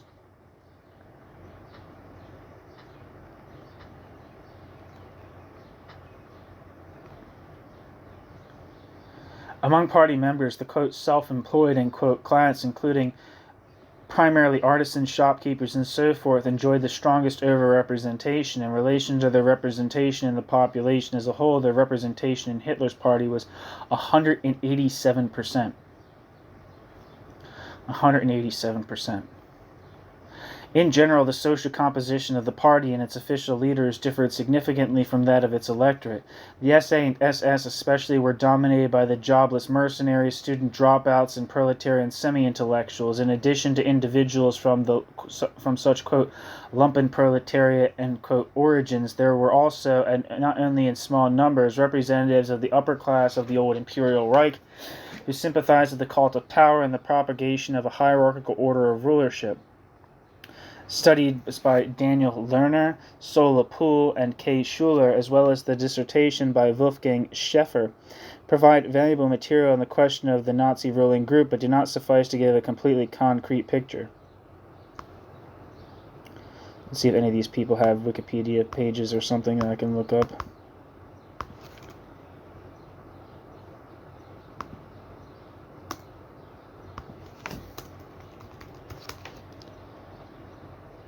Wikipedia says Daniel Lerner, who lived from 1970 to 1980, was an American scholar and writer known for his studies on modernization theory. Lerner's study of Balgat Turkey played a crucial role in shaping American ideas about the uses of mass media and U.S. cultural products to promote economic and social development in post-colonial nations. In 1958, he wrote the seminal book, The Passing of Traditional Society, Modernizing the Middle East. Scholars have argued that the research project that formed the basis of the book emerged from intelligence requirements in the U.S. government and was a result of a contract between the Office of International Broadcasting and Columbia University. He, along with Wilbur Schramm and Everett Rogers, were influential in launching the study and practice of media development and development communication.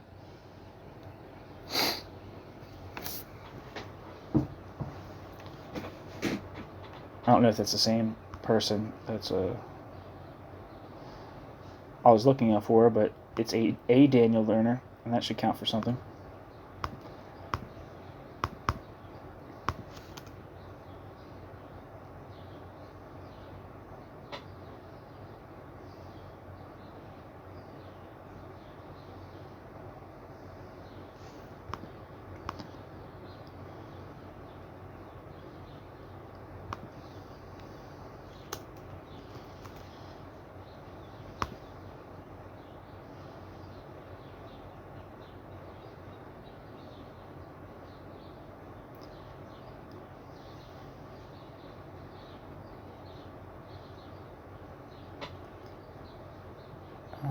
Sorry.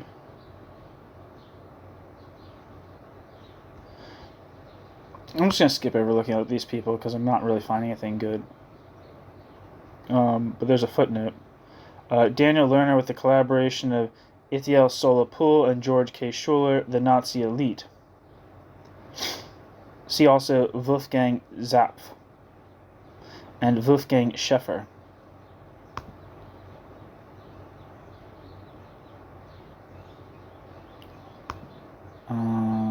Back to the text.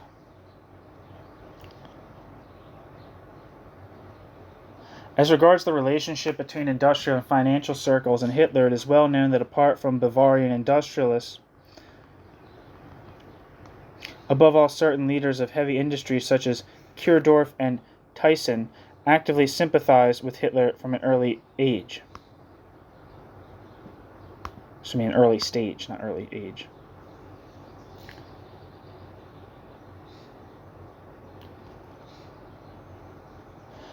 Footnote. Richard Löwensohn Morris reports in Das Geld in der Politik that the leader of the Bavarian Industrialist Union, Councillor Aust, and his son-in-law, Kulo, a leading member of the union, as well as Kulmbach manufacturer Hornschuss and Munich industrialist Hugo Ritter von Maffei, were among the Bavarian proponents promoters of Hitler's party in its first days. He also cites the Berlin Borsigwerke, Edward Bechstein of the famous piano makers, Councillor von Philipps, Saxony, the Association of the Iron and Steel Industry in the Ruhr, and the Württemberg mechanical engineering industry as German contributors of funds. During the inflationary period, Swiss friends had also contributed 330,000 Swiss francs, while Professor Professor Professor von Bissing had collected gulden in Holland. Dollar funds had been even received from the U.S., while in Czechoslovakia contributions had come from the von Duschwitz family of industrialists and shareholders, and even some directors of the Skoda works. The party leadership simply checked all these contributions to see that no,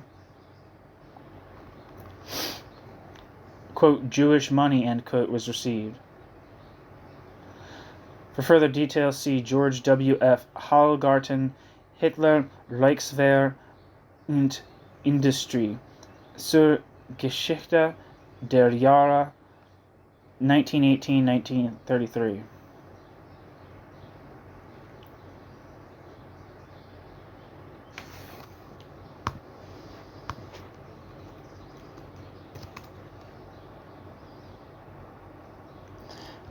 Wikipedia says that Emil Kierdorf was a German industrialist, one of the first important employers in the Ruhr industrial sectors. He was personally awarded by Adolf Hitler the Order of the German Eagle, Nazi Germany's highest distinction, on his 90th birthday in 1937 for his support to the Nazi Party in the late 1920s.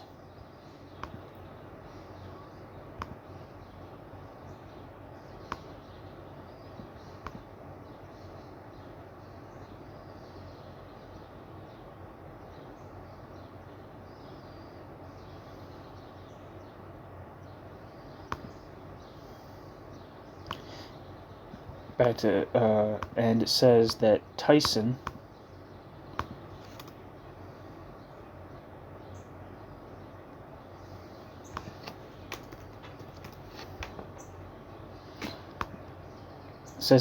Friedrich Fritz Tyson, who lived from 1873 to 1951, was a German businessman born into one of Germany's leading industrial families. He was a leading supporter of the Nazi Party, but later broke with it. Back to the text. Significant financial aid would seem to have been given to the NSDAP only in 1932, apart from the early years of the Ludendorff-Hitler Putsch in Munich. So the beer hall putsch, the same thing.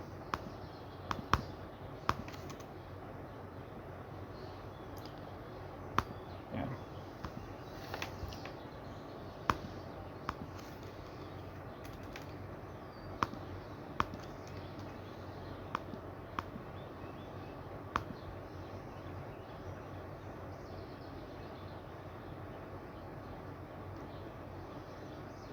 One second.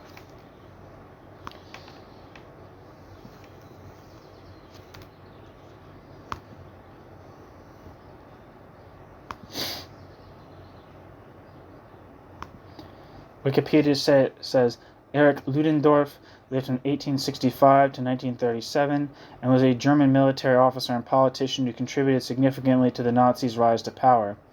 Erich Ludendorff achieved fame during World War I for his central role in the German victories at Liege and Tannenberg in 1914. After Erich Ludendorff's appointment as first quartermaster general of the Army General Staff in 1916, Erich Ludendorff became the chief policymaker in a de facto military dictatorship until Germany's defeat. During the Weimar Republic, he took part in the failed 1920 Kapp Putsch and Hitler's 1923 Beer Hall Putsch. Erich Ludendorff came from a family of minor nobility in Kreuzvenia in the Prussian province of Posen. After completing his education as a cadet, he was commissioned as a junior officer in 1885. In 1893, he was admitted to the prestigious German War Academy, and only a year later was recommended by its commandant to the General Staff Corps. In 1904, Ludendorff had rapidly risen in the rank to become a member of the Army's Great General Staff, where he oversaw the development of the Schlieffenplan. Despite being removed from the Great General Staff for meddling in politics, Ludendorff restored his standing in the army through his success as a commander in World War I. In August 1914, he led the successful German assault on Liège, earning him the Pour le Mérite. On the Eastern Front, under the command of Paul von Hindenburg, Ludendorff was instrumental in inflicting a series of crushing defeats against the Russians, including at Tannenberg and the Masurian Lakes. By August 1916, he successfully lobbied for Hindenburg's appointment as Supreme Commander as well as his own promotion to First Quartermaster General. Once he and Hindenburg had established that what some authors describe as a de facto military dictatorship, Ludendorff directed Germany's entire military strategy and war effort until the end of the conflict. In his capacity, Erich Ludendorff secured Russia's defeat in the east and launched a new wave of offensives on the Western Front, resulting in advances not seen since the war's outbreak. However, by late 1918, all improvements in Germany's fortunes were reversed after its forces' decisive defeat in the Second Battle of the Marne and the Allies' 100 Days Offensive. Faced with the war effort's collapse and a growing popular revolution, Kaiser Wilhelm II forced Ludendorff to resign. After the war, Erich Ludendorff became a prominent nationalist leader and promoter of the stab-in-the-back myth, which posited that Germany's defeat in the settlement reached at Versailles were the result of treasonous conspiracy by Marxists, Freemasons, and Jews. Erich Ludendorff also took part in the failed 1920 Kapp Putsch and 1923 Beerhall Putsch before unsuccessfully standing for election for president against Hindenburg, wartime superior. Thereafter, he retired from politics and devoted his final years to the study of military theory. His most famous work in this field was The Total War, where he argued that a nation's entire physical and moral resources should remain forever poised for mobilization, because peace was merely an interval in a never-ending chain of wars. Following his death from liver cancer in Munich in 1937, Erich Ludendorff was given, against his explicit wishes, a state funeral organized and attended by Adolf Hitler. So, that's Ludendorff.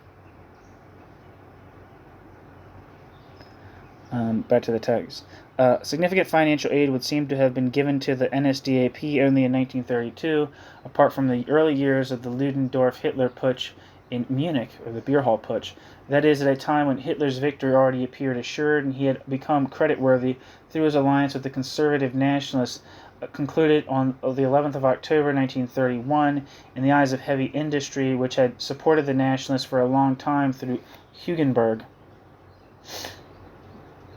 Money had not so much made his path to power smoother as run after the power once it existed, as Rupert Breitling stated.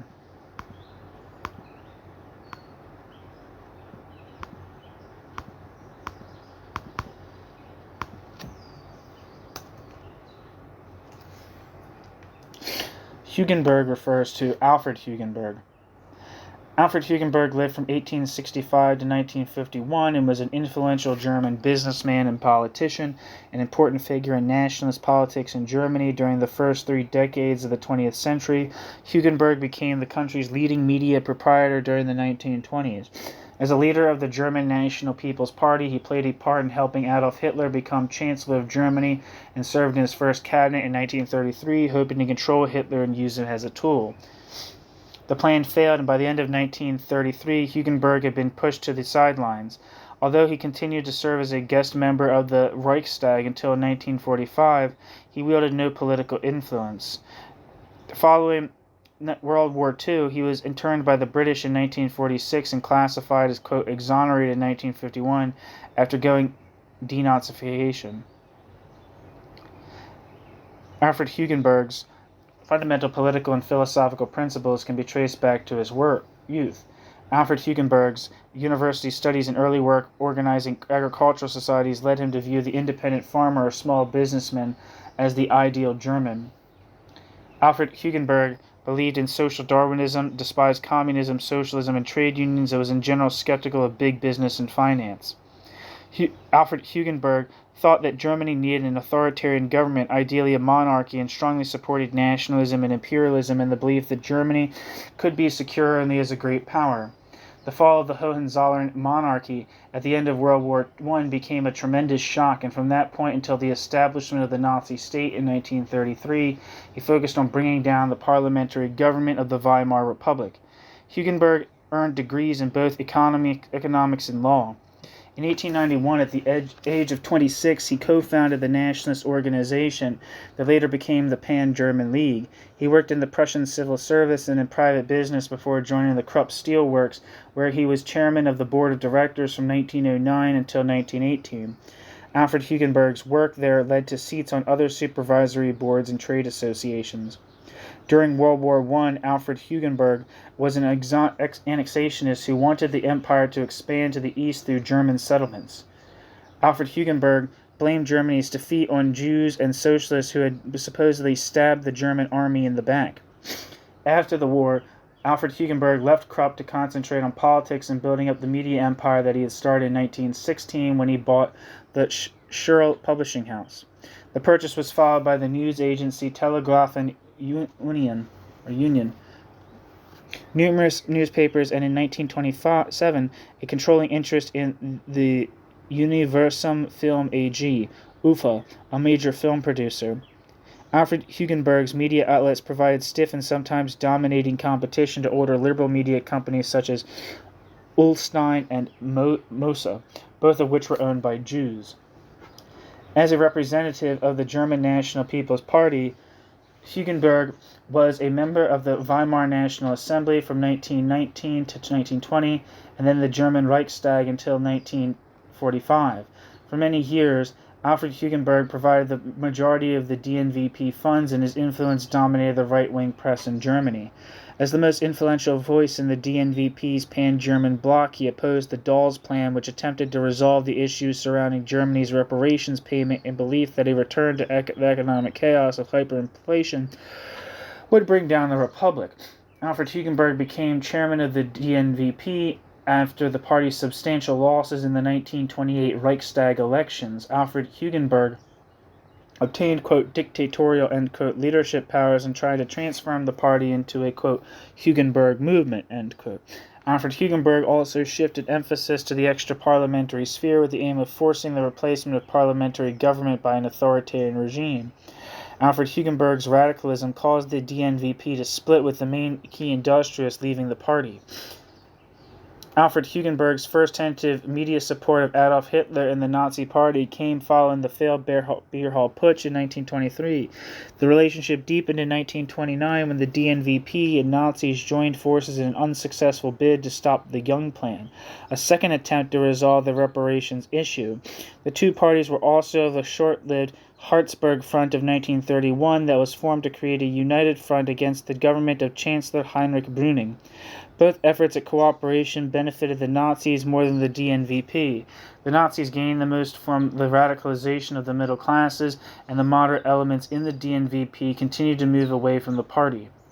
As early as 1933, Alfred Hugenberg realized that his attempt to ally with the Nazis had failed, and that they had presented a danger to the state and society. Alfred Hugenberg nevertheless became Minister of Economics and of Food and Agriculture in the Hitler cabinet. Alfred Hugenberg became increasingly isolated in the cabinet and failed in his attempt to become, quote, economic dictator, end quote. Alfred Hugenberg was forced out of the cabinet after 5 months on the same day that the DNVP voted to disband. After he no longer had any political influence, and over time also had to cede his media holdings to the Nazis. After World War II, he was interned by the British and died in 1951.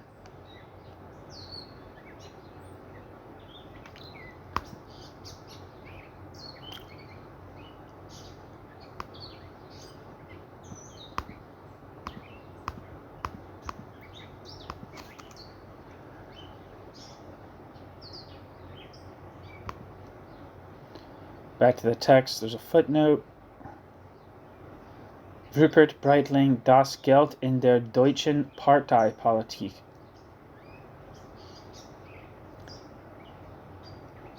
End footnote. The other branches of industry, especially the export sector, which was primarily concerned with the international standing of a democratic Germany, commerce and high finance, tended rather to adopt a skeptical attitude towards Hitler. Certain representatives of these economic circles even made their warning voices heard. There was no real period of voluntary and loyal cooperation between the liberal bourgeoisie and fascism in Germany. Support for the Nazi Party came almost exclusively from certain representatives of heavy industry who simply saw in Hitler a leader to beat the drum for nationalism, which was facing defeat in the parliamentary competition. The same applies to the interests of large farmers, whose support Hitler, quote, bought, end quote, by a combination of threats with the exposure of the Eastern Aid scandal and by dropping his party program's land reform regulations. What the fuck's the Eastern Aid scandal?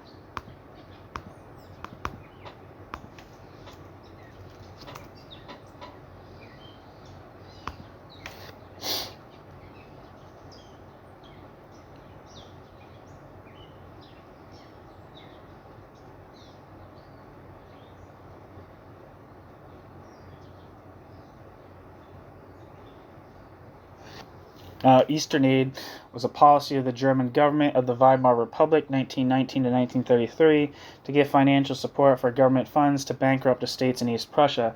This policy produced a major scandal in Germany in December 1932 and January 1933. The Osthilfe-scandal. A considerable number of Junkers were found out to have wasted the money in what was considered to be luxury items such as cars and vacations.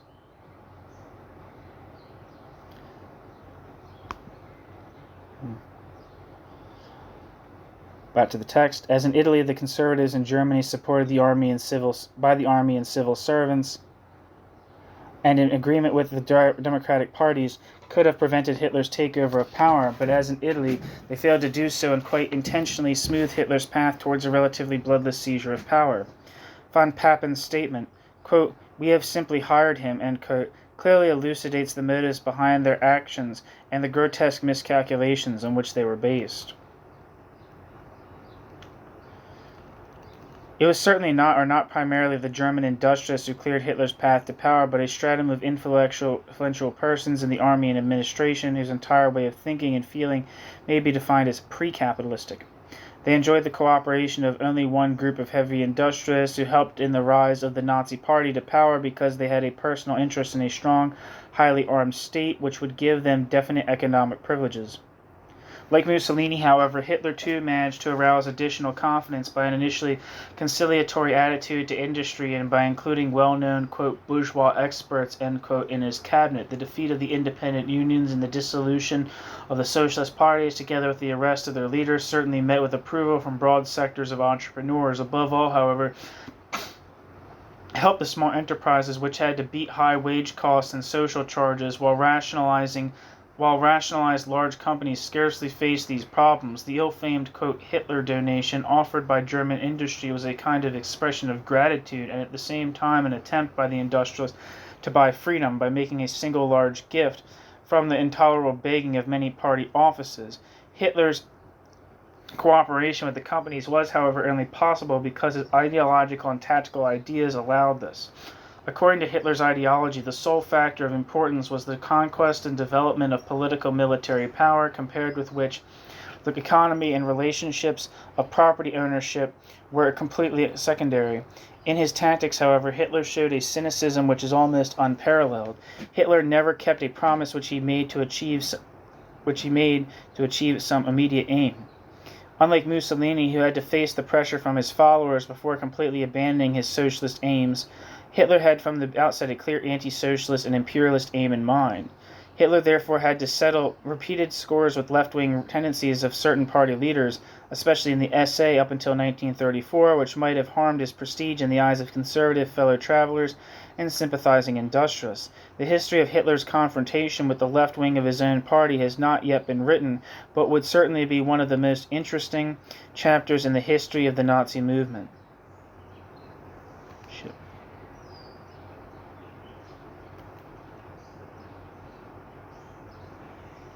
Where am I?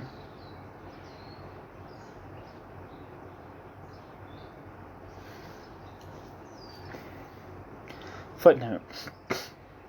As the Institute of Contemporary History in Munich reports, the source is unfortunately most inadequate here. It was impossible, e.g., to find a copy of G. Strasser's speech presenting his program to the Conference of the Working Group of Northwest German Galaters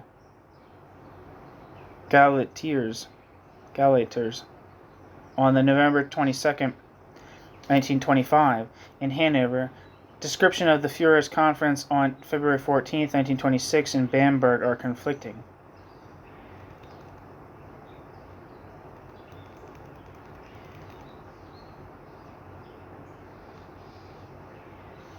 End footnote.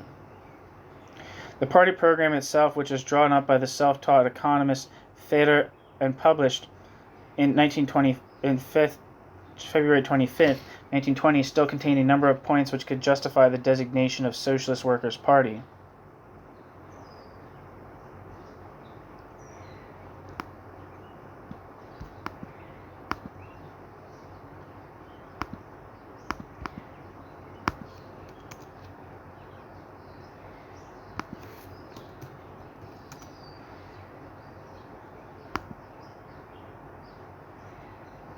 Gottfried Fetscher, who lived from 1883 to 1941, was a German civil engineer, a self-taught economist, and one of the early key members of the Nazi Party and its economic theoretician.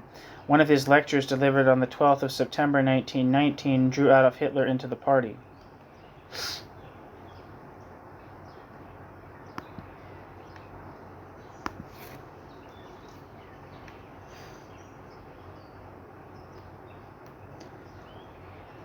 Back to the text.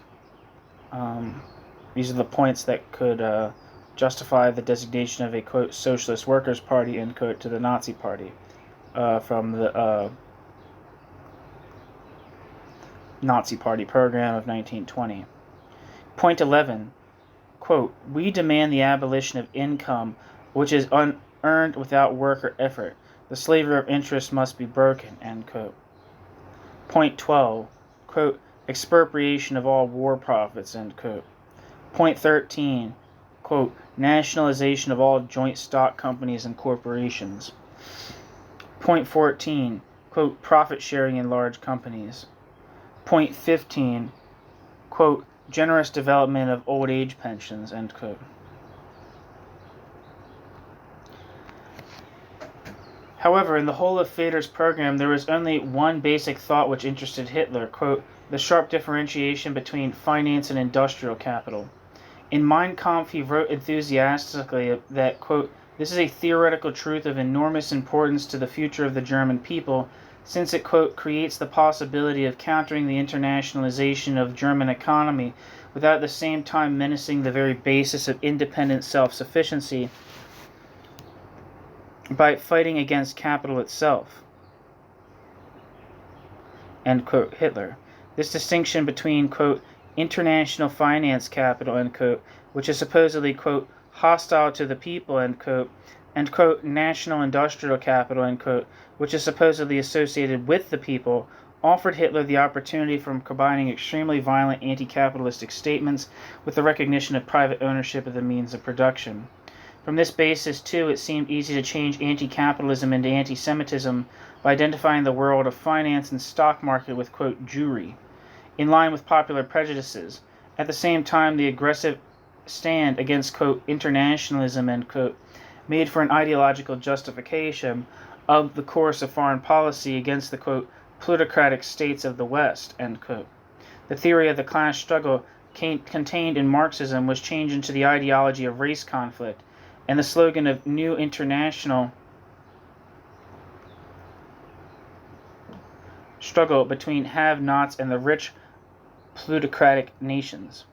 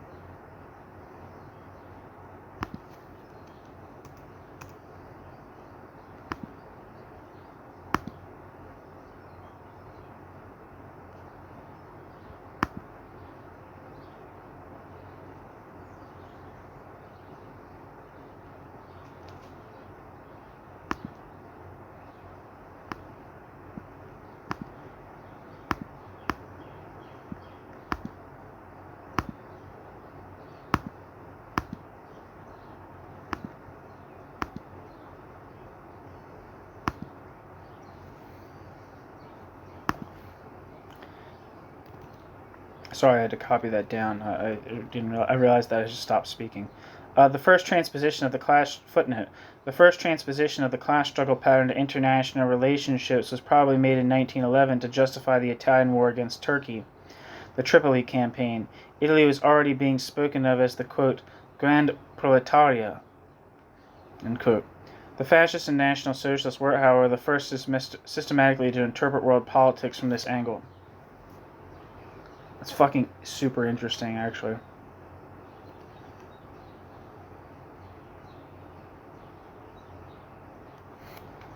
I need to copy that down, too.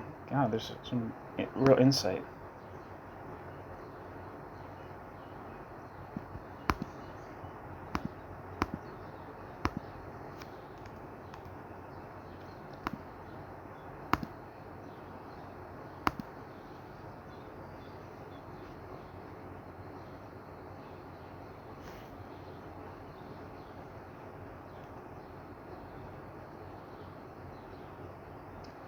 Okay, end footnote. While from the outset Hitler looked upon Federer's program merely as an instrument of propaganda and took only the racial ideology seriously, there were many functionaries of the NSDAP and SA who believed honestly in a socialist aim, although one which was confused and combined with romantic features. The most famous was the grouping around the Strasser brothers, who initially included Joseph Goebbels. The Strassers had managed to win a large number of new adherents to the party in northwest Germany, especially, and had done so primarily by underlining the socialist features of the NSDAP. In the fall of 1925, Gregor Strasser developed at a conference of the, quote, study group of northwest German Gauleiters in Hanover a program which, according to all the reports we have, was much more socialist than Federer's old program.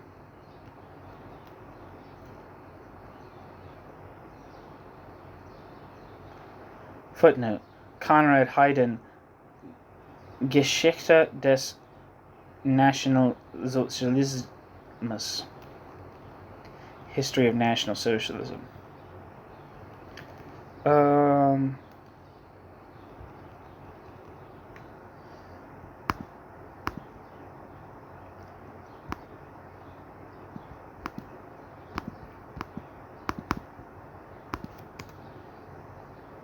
Wikipedia says Gregor Strasser, who lived from 1892 to 1934, was a German politician and early leader of the Nazi Party. Along with his younger brother Otto, he was a leading member of the party's left-wing faction, which brought them into conflict with the dominant faction led by Adolf Hitler, resulting in his murder in 1934. The brothers' strand of the Nazi ideology is known as Strasserism. Born in Bavaria, Gregor Strasser served as an Imperial German Army artillery regiment in an Imperial German Army artillery regiment during World War I, rising to the rank of first lieutenant and winning the Iron Cross of both classes for bravery. After the war, he and his brother became members of Franz Ritter von Epp's Freikorps. Gregor Strasser joined the Nazi Party NSDAP in 1920 and quickly became an influential and important figure in the fledgling party. In 1923, Gregor Strasser took part in the abortive beer hall putsch in Munich and was imprisoned and securing an early release following his election to the Reichstag. Gregor Strasser joined a revived NSDAP in 1925 and once again established himself as a powerful and dominant member. A highly skilled organizer and effective public speaker, Gregor Strasser oversaw a major increase in the party's membership and reputation in northern Germany, transformed the NSDAP from a marginal southern party to a nationwide political force. By mid-1932, Gregor Strasser was in charge of the party's national organization work. A strong advocate of the Nazi Party's radical wing, Strasser's anti-capitalist revolutionary nationalist program led Hitler to repudiate him at the 1926 Bamberg Conference. That's been mentioned. I'm going to look that up too. The two later reconciled, but their peace was increasingly untenable from 1930 on. In December 1932, Chancellor Kurt von Schleicher offered Strasser the post of vice-chancellor, creating a potential split within the Nazi Party. In response, Hitler isolated Gregor Strasser and the party and forced Gregor Strasser to resign from all party offices. Strasser then renounced his Reichstag seat and retired from active politics, returning to his old profession as a pharmacist. On June 30th, 1934, in a purge that became known as the Night of the Long Knives, Gregor Strasser was arrested by the Gestapo and subsequently executed.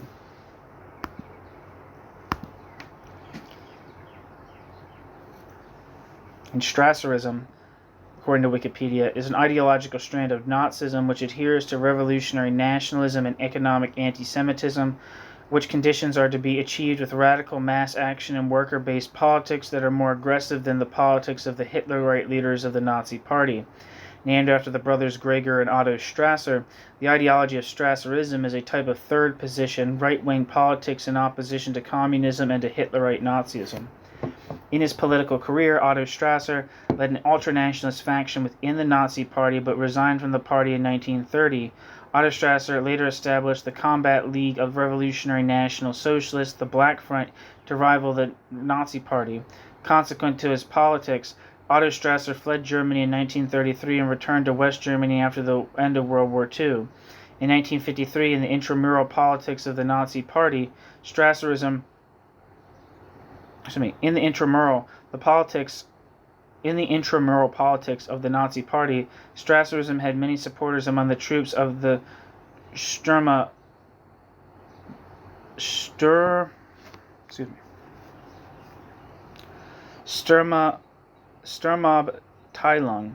SA, which led to Hitler's purging the Strasserist faction and killing their leader Gregor Strasser, as well as Ernst Röhm, the leader of the SA, during the Night of the Long Knives in July 1934. In the 1980s, the revolutionary nationalism and economic anti-Semitism of Strasserism reappeared in the politics of the National Front in the UK. Okay.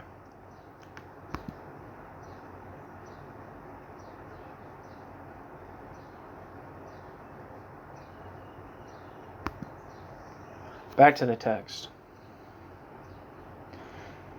In questions of foreign policy, too, this group stood for a concept which differed substantially from that laid out by the central leadership in Munich. Germany, they declared, must not embark upon a war against the Soviet Union, but should stand at the helm of the young rising nations of East, including India. For a time, this trend met with the approval of the official party organ, the Völkischer Beobachter.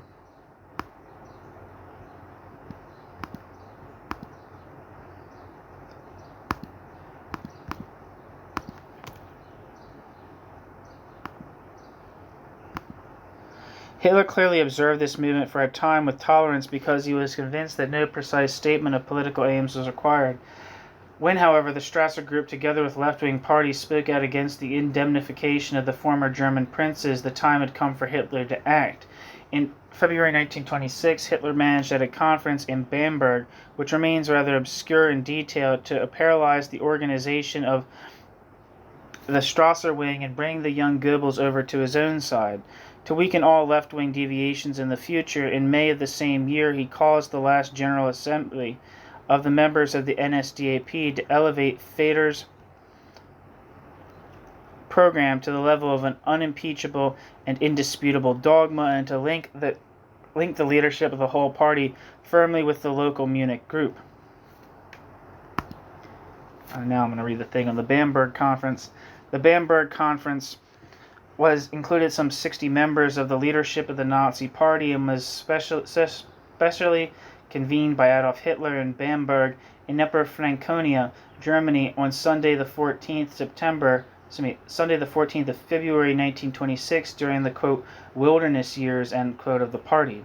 Hitler's purpose in convening the ad hoc conference embraced at least the following: to curtail dissent within the party that had arisen among members of the northern branches, and to foster party unity based upon not only upon the, quote, leadership principle, the Führerprinzip, to establish without controversy his position as the sole absolute and unquestionable ultimate authority within the party whose decisions are final and non-appealable, to eliminate any notion that the party was in any way a democratic or consensus-based institution, to eradicate bickering between the northern and southern factions of the party over ideology and goals, to establish the 25-point program as constituting the party's immutable program,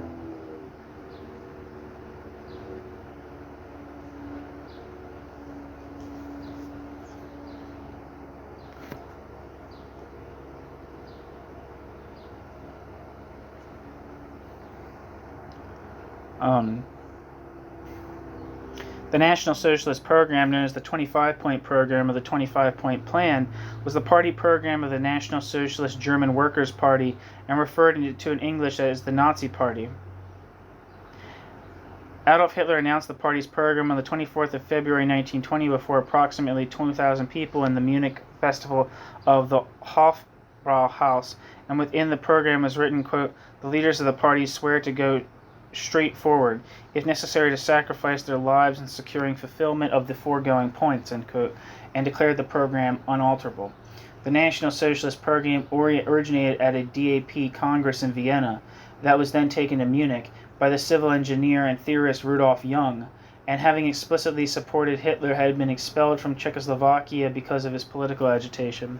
The historian Karl Dietrich Blacher summarizes the program by saying that its components were, quote, hardly new, and that, quote, German, Austrian, and Bohemian proponents of anti-capitalist, nationalist, imperialist, anti-Semitic movements were resorted to in its compilation, end quote. But that a call to, quote, breaking the shackles of finance capital, end quote, was added in deference to the idea fixe of Gottfried Feder, one of the party's founding members, and Hitler provided the militancy of the stance against the Treaty of Versailles, and the insistence that the points could not be changed and were to be the permanent foundation of the party. Blacher characterizes the points as being, quote, phrased like slogans. They lent themselves to the concise, sensational dissemination of the, quote, anti, end quote, position on which the party thrived, ... Ideologically speaking, bracket, the program, end bracket, was a woolly, eclectic mixture of political, social, racist, national, imperialist wishful thinking, end quote. Karl Dietrich Blacher. According to the United States Holocaust Memorial Museum, the 25-point program, quote, remained the party's official statement of goals, though in later years many points were ignored, end quote.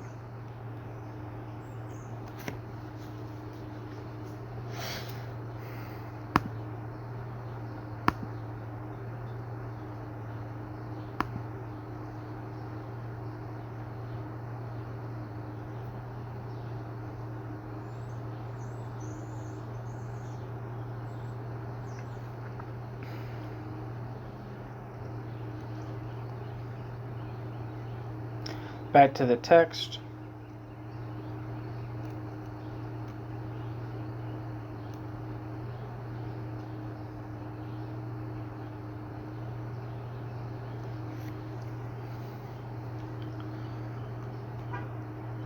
With the support of his local Bavarian force, Hitler thus elevated himself to become the undisputed leader of the party. However, the influence of the Strasser group within the party was not yet finally eliminated with his organization victory by Hitler. Gregor Strasser, who had risen to become the leader of the Reichsorganization and had an important platform in this capacity as Reichstag deputy, announced as late as May 1932 that, quote, German socialism was the formula for the great anti-capitalist longing which is unconsciously embraced today by 95% of the German nation, end quote. A few years earlier, he had written in his NS National Socialist letters, quote, we have nothing but contempt for national phrases which must remain empty words without the social action of liberation of the German workers. We do not want a social policy of alms. We stand for the true socialism in place of the exploiting capitalist system, end quote. In 1929, the Strasser Group then had published a manifesto which was called 14 Theses on the German Revolution.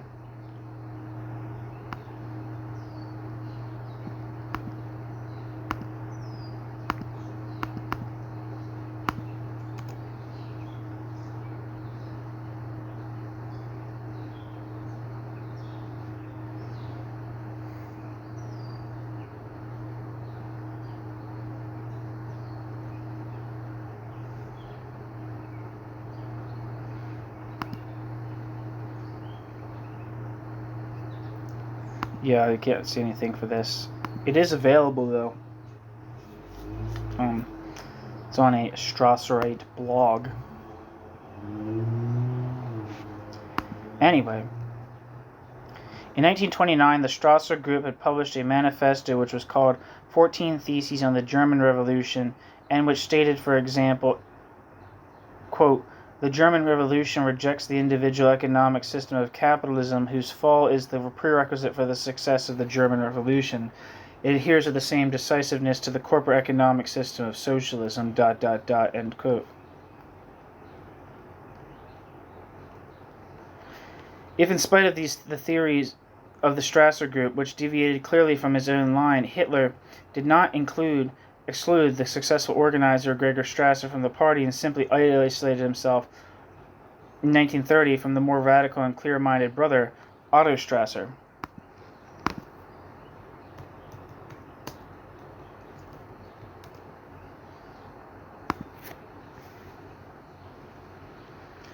Otto Strasser lived from 1897 to 1974 and was a German politician and early member of the Nazi Party.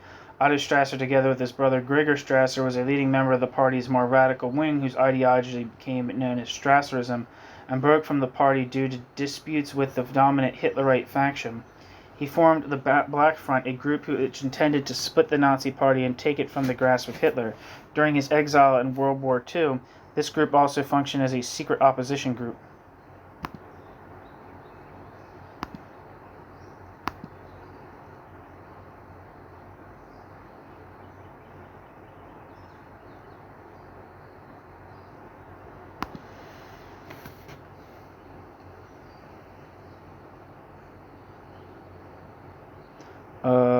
Where am I?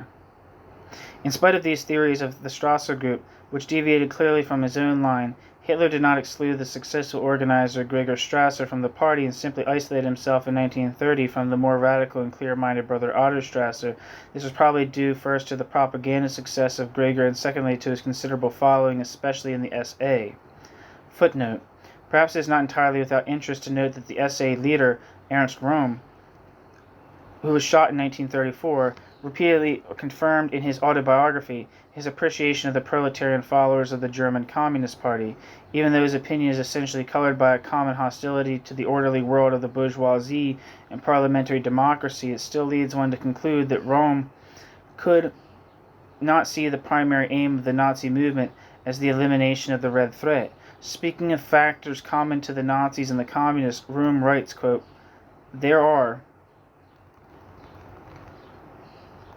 a great number of points which separate us from the Communists, but we respect the Communists and are united with them by the faith of our convictions and a willingness to make sacrifices for our cause. This is a German characteristic, and it remains German even if it is expressed by Communists, no matter what other criticisms may be raised against them. The hatred of mediocrity, i.e. in political life, against bourgeois stupidity and compromise, and the struggle against retrogression." What did he mean by this? ? Iring, Fetscher, end bracket. Are feelings and aims which are common to the radical movements. ... End quote. Quote, "I certainly prefer their activist attitude to the parliamentary connections of the Reichsbanner." End quote. Ernst Röhm, Die Geschichte eines Hackverächters. Röhm's note that the, quote, "suppression of communism is as little the aim and the task of the German army as it would be to beat down the people, ... End quote, is typical of this strange, quote, community of spirit," end quote.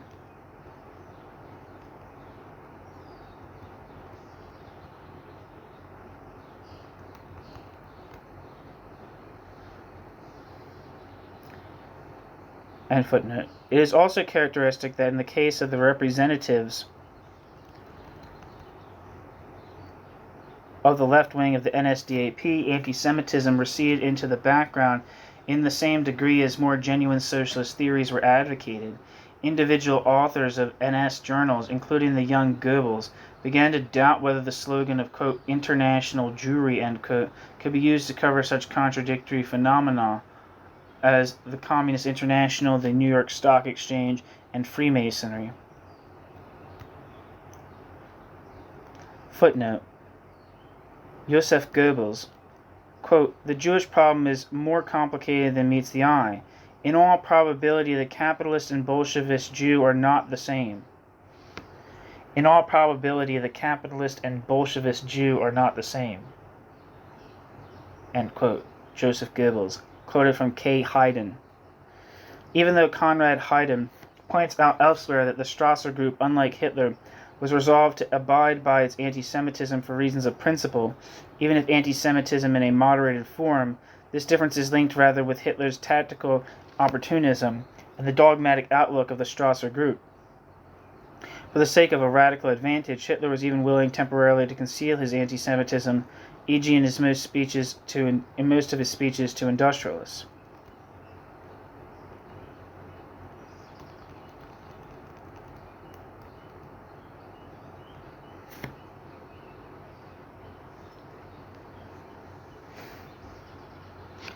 Perhaps Hitler did not find certain socialist trends within the party unwelcome, as they enabled the NSDAP to appear as a dangerous revolutionary force to be reckoned with, and at the same time increased his prestige as a, quote, moderate leader, end quote, in the eyes of financial supporters.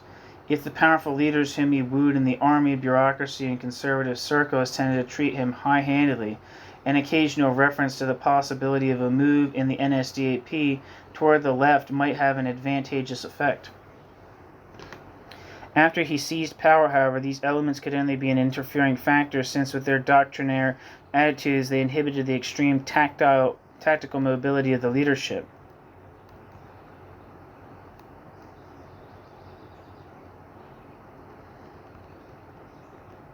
In terms of its following among social classes, German fascism, National Socialism, was even more clearly than the Italian variety a party of the, quote, radicalized center, end quote. It was supported by the small independent middle class whose economic and philosophical convictions were reflected fairly accurately in the party program against commerce, bank capital, and, quote, foreign competition, end quote.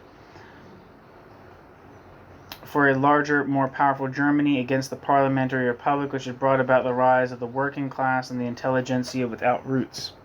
Footnote. The whole gamut of fascist objections to the, quote, rootless intellectuals, end quote, will be found in Helmut Franco's essay in the volume Der Internationale Faschismus.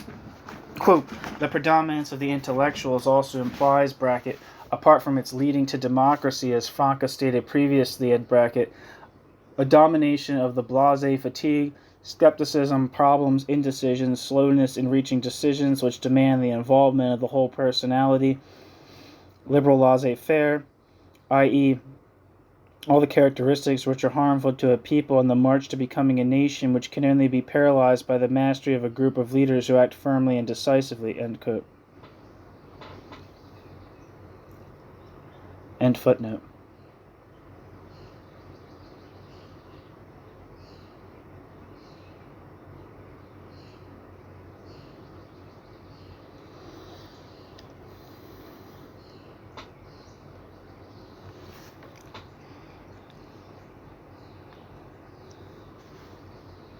However, this Hitlerian revolution was only made possible because of the initial aid by conservative circles who fell for the illusion that Hitler would simply ensure that the resisting masses accepted their own national German policy. The realistic alternative to Hitler's rise to power was not a communist revolution in 1933, just as there was no question of such a revolution in Italy in 1922. After 4 years of serious economic crisis, the majority of German workers were still voting for the Social Democrats, and the German Communist Party, even if it was much stronger than its Italian sister party in 1922, was still far too weak to embark upon the adventure of a revolution. For those industrialists who were from the outset hostile to democracy, the fascist movements were certainly a welcome means of eliminating the socialist parties and suppressing the trade unions. As long as the legal institutions still remained intact after this elimination, the industrialists in fact enjoyed an extremely favorable position. Industry was able to throw its whole economic weight in the balance, and there was no longer any cause for the government to pay overmuch attention to the electors who now no longer had any alternative opposition. The urge towards a financial and economic policy which would treat all sectors of the population more or less equally and successfully limit the influence of individual economic groupings in a functional multi-party system was eliminated with the liquidation of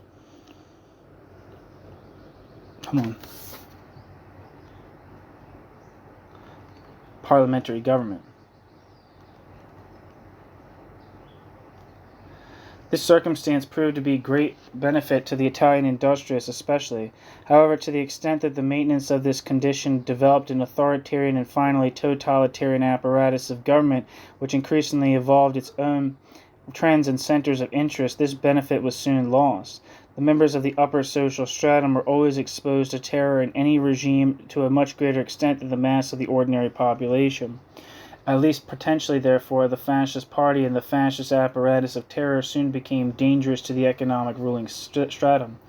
The new fascist elite takes control over the whole of society and simply pays temporary lip service to those industrial circles whose specialized skills and performances seem important to it.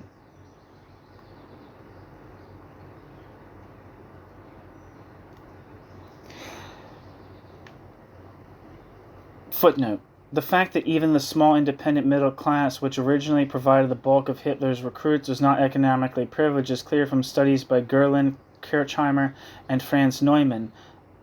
Quote, The Fate of Small Business in Nazi Germany, State Committee, print number 14, 78th Congress, First Session, Washington, D.C., 1943.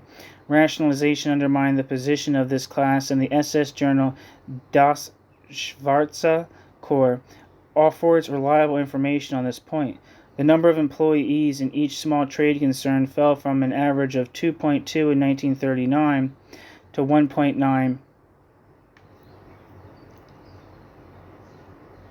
in 1942. Goebbels admittedly promised to re-establish the economic position of the small concerns after the war, but it remains questionable whether serious steps in this direction were ever intended. The, quote, class politics, end quote, of the Nazis were neither pro-capitalist nor pro-petite bourgeois in the strict sense of the word, and were certainly not socialist. They were based on the subordination of the requirements of all social classes to the aims of the new politico-military elite. See on the politics of National Socialist Reich regarding the middle class and economic questions. See René Erba, Die Nationalsozialistische Wirtschaftspolitik, 1933 to 1939, in Lichte der modernen Theorie, and also the detailed analysis of Arthur Schweitzer, Big Business in the Third Reich. What was I going to say? As a side note, I have a piece from Franz Neumann on the channel about anti-Semitism in Nazi Germany, or just anti-Semitism in general. It's on this channel. I feel like I was going to say something else. Also check out a piece by Dwight MacDonald on this channel about where he argues that there's a bureaucratic collectivism is taking shape in Nazi Germany. Anyway, Section 4. Forms of fascist ideologies. Finally, I should like to compare the political ideologies of the Italian and German fascists. As we saw, Mussolini, unlike Hitler, underwent many sharp political changes in the course of his career. It is therefore not surprising to learn that Mussolini maintained proudly at the outset that Italian fascism had no ideology. Fascism in that country was based purely on opportunism, which was hungry for power. When the movement suffered defeat in its competition with the other socialist groups for the favor of the workers, it immediately swung over to the opposite course. The missing ideology was replaced by a certain theatrical style, heroic postures, fascist greetings, battle cries, annoy, eja, alala, and a dialogue between the Duce and the masses, as copied in part from the heroic airman poet D'Annunzio.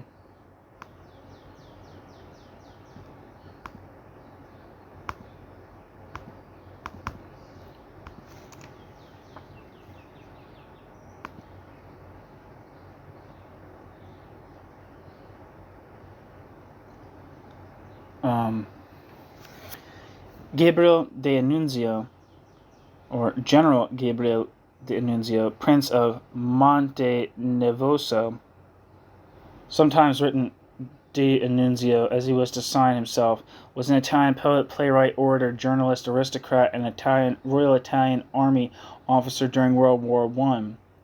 D'Annunzio occupied a prominent place in Italian literature from 1889 to 1910 and in its political life from 1914 to 1924. D'Annunzio is often referred to by the epithets il vate, the poet. The Italian vate directly stems from the Latin vatus, and its meaning is a poet with special emphasis on prophetic, inspiring, or divine qualities, and il profeta, the prophet. D'Annunzio was associated with the decadent movement in his literary works, which interplayed closely with French symbolism and British aestheticism. Such works represented a turn against the naturalism of the preceding Romantics and was both sensuous and mystical. He came under the influence of Friedrich Nietzsche, which would find outlets in his literary and later political contributions. D'Annunzio's affairs with several women, including Eleanor Duse and Luisa Casati, received public attention.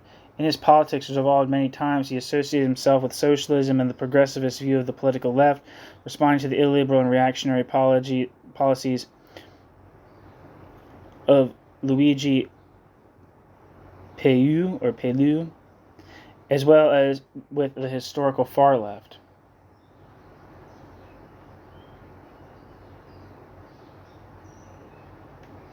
During the Great War, D'Annunzio's image in Italy transformed from literary figure to national war hero. D'Annunzio was associated with the elite Arditi stormtroops of the Italian army and took part in actions such as the flight over Vienna.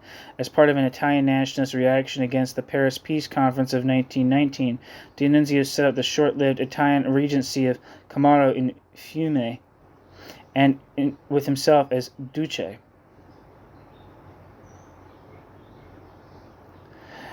The Charter of Carnaro made music the fundamental principle of the state, which was corporatist in nature. Although D'Annunzio later preached nationalism and never called himself a fascist, he has been credited with partially inventing Italian fascism, as both D'Annunzio's ideas and D'Annunzio's aesthetics were an influence upon Benito Mussolini. At the same time, D'Annunzio was an influence on Italian socialists and an early inspiration to the first phase of the Italian resistance movement to fascism.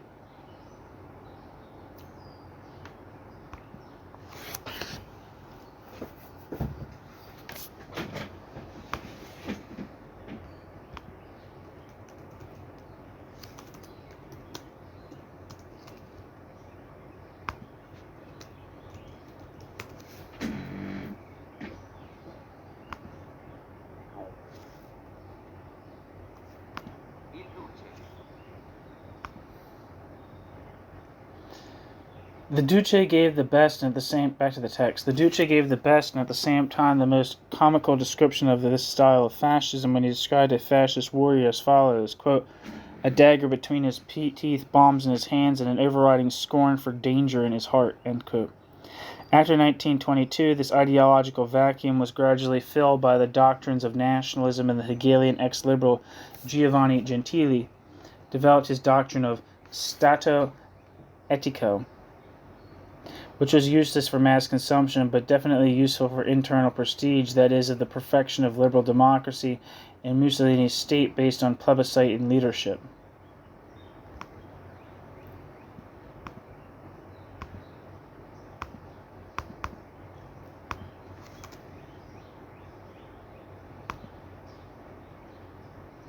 Giovanni Gentile lived from 1875 to 1944 and was an Italian philosopher, fascist, politician, and pedagogue.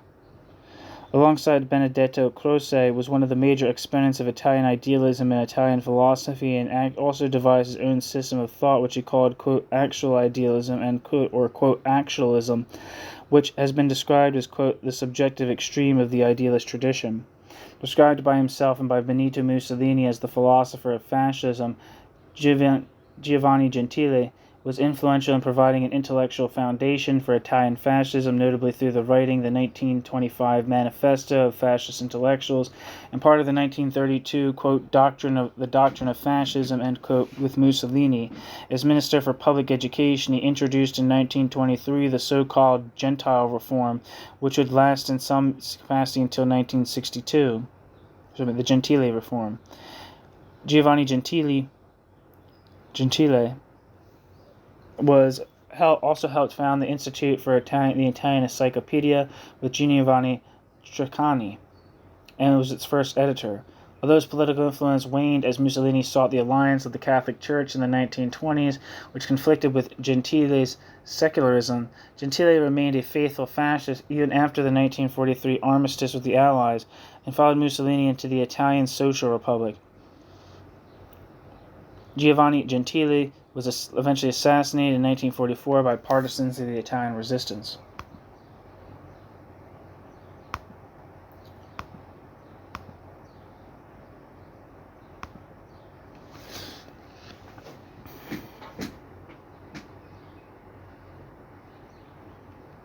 Back to the text.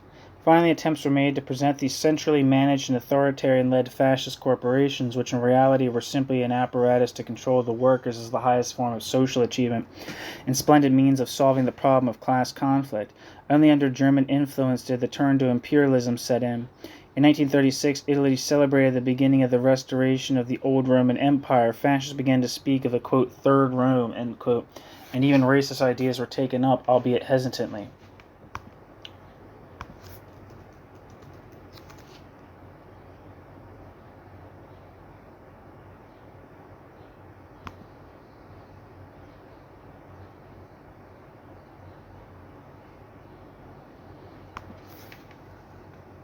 The development of Italy into an authoritarian and semi-totalitarian state took much more time than was needed in Germany.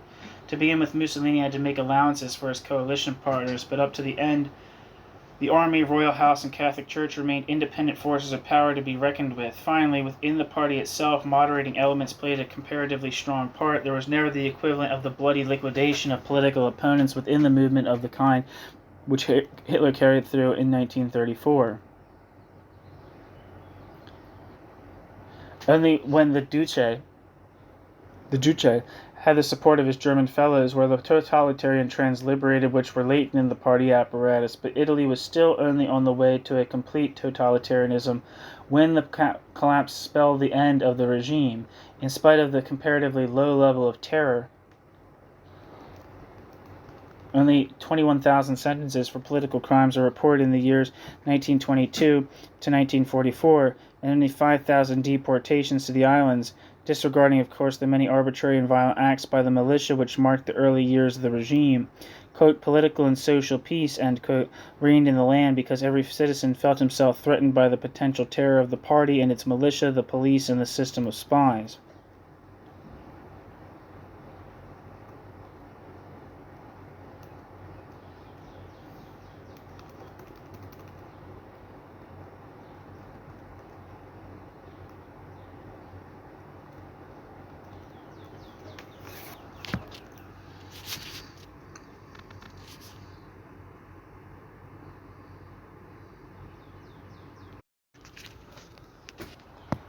By contrast, Hitler developed in the space of only a few years the most extreme possibilities of a fascist system. Before seizing power, Hitler had already created a monolithic and hierarchical party which after 1933 took over absolute power in Germany in a matter of a few months. Before 1933, Hitler used the masses of his armed supporters, as did Mussolini, as a means of blackmail, and in 1934 replaced the comparatively harmless bourgeois militia of the SA by the brutal elite terrorist organization of the SS, which had previously played a rather insignificant role, which now made ever-increasing inroads into the state until after July 20th, 1944, under its leader Himmler. It even took over the role of commanding large sections of the armed forces. The SS elite was designed to form the cadres for a new society which would have nothing in common with its previous forms. Hitler was able to abandon any idea of social revolution in favor of his landless or poor supporters because he intended to make the SS a racist super elite on a continental scale. The race doctrine not only took the place of socialism, but formed a practical alternative. In place of an economically privileged upper class, there would be a race elite with military political privileges after the victory. The fate of the property-owning bourgeoisie would have been sealed in this new kingdom of masters and slaves just like that of the workers. In this ideological system, anti-Semitism and racism were not a peripheral phenomenon, as in the case of Italian fascism, but a, if not the, central point. Perhaps Gaston Fetscher is right. One second, I'm going to look this person up. Perhaps Gaston Fetscher is right when he states that, from the point of view of history and theology, fascism was the expression of the fact that National Socialism wished to return by force to the pre-Christian era, and even earlier than the Jewish religion of revelation, and therefore had to place its, quote, chosen race, end quote, in a confrontation with the, quote, chosen people of God, end quote.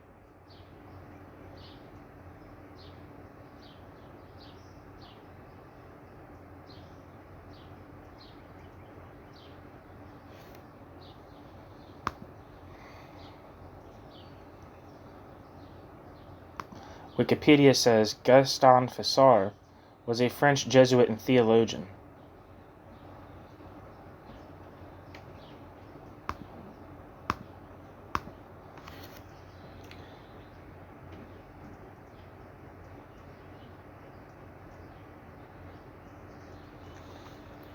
By destroying the people of God, the natural superiority of the racial elite would be demonstrated, and the theological factor had to be eliminated to make room for the realization of the biological myth. Footnote: Gaston Fetscher de l'Actualité historique, Volume 1, in particular, des idéologies totalitaires et leurs scènes religieuses. Don't know if I said that right, but whatever. It's fun to try to pronounce things I can't. Fascist movements are clearly all the more radical the more highly developed the industrial society of the country in which they originate, the stronger the anti-capitalist longings and anti-socialist resentments of the déclassée petite bourgeoisie, which can be transformed into imperialist aggression and racism. Italy's comparatively lower level of totalitarian development was the consequence of the industrial backwardness of the country, the relative independence of the monarchical officer corps, Catholicism, which was an institutional factor, and spiritual power, preventing the transformation of the cult of national grandeur into one of deification of race and an illiteracy which made fascist indoctrination impossible in large areas of southern Italy. A solid basis of widespread semi-literacy is evidently an essential prerequisite for a fully fledged fascist system. Section 5. Typological standpoints. Seymour Martin Lipset has suggested a distinction between right-wing, center, and left-wing fascism. According to Seymour Martin Lipset, German fascism was the classical example of center fascism, while the Italian form is a mixture of center and right-wing, genuine conservative trends. The beginnings of Mussolini in 1919 to 1920 and the Strasser wing of the NSDAP would have been qualified by Lipset as left-wing fascism, as would the Peronist variety. I should like, finally, to present 3 critical comments on this important attempt at a classification. 1. In addition to the social basis of the particular movements, the dominant political ideology as it is practiced should be taken into account even if there is interaction between the two. 2. It must not be overlooked that the fascist movements necessarily have differing features at the different stages in the development of an industrial or capitalist society, even if they are founded on the same class basis. 3. It is by no means sufficient to examine the original social basis of a fascist movement. We must also take into account the fact that this basis produces new social factors in the bureaucratic and paramilitary party organizations, even if the property structure is initially left essentially unchanged. The communist analysis of fascism have completely overlooked this third point because these new political elites are never primarily based on the factor of private ownership of the means of production, but an administrative, military, and ideological power whose independent significance is neglected by Soviet Marxism. In its typically pure form, fascism represents the domination by a radical minority consisting essentially of militarized and de classe former petite bourgeoisie, members of the lumpen proletariat, and superficially educated persons, and based on the property-owning classes' fear of Bolshevism and socialism, as well as the aversion felt by conservatives for the parliamentary system, who therefore helped the fascists rise to power. Their aim is the destruction of political and social pluralism and the establishment of absolute rule by a new elite which makes use of every conceivable means to secure and extend its power and justifies this rule by a racial or other historical myth. Hitler's Germany alone corresponds to this, quote, ideal type, end quote, while Italy showed considerable trends in that direction. Other states which are normally designated as fascists are so far removed from the, quote, ideal type, end quote, that they could at most be designated, quote, quasi-fascist, end quote. They are certainly not fascist states in my definition.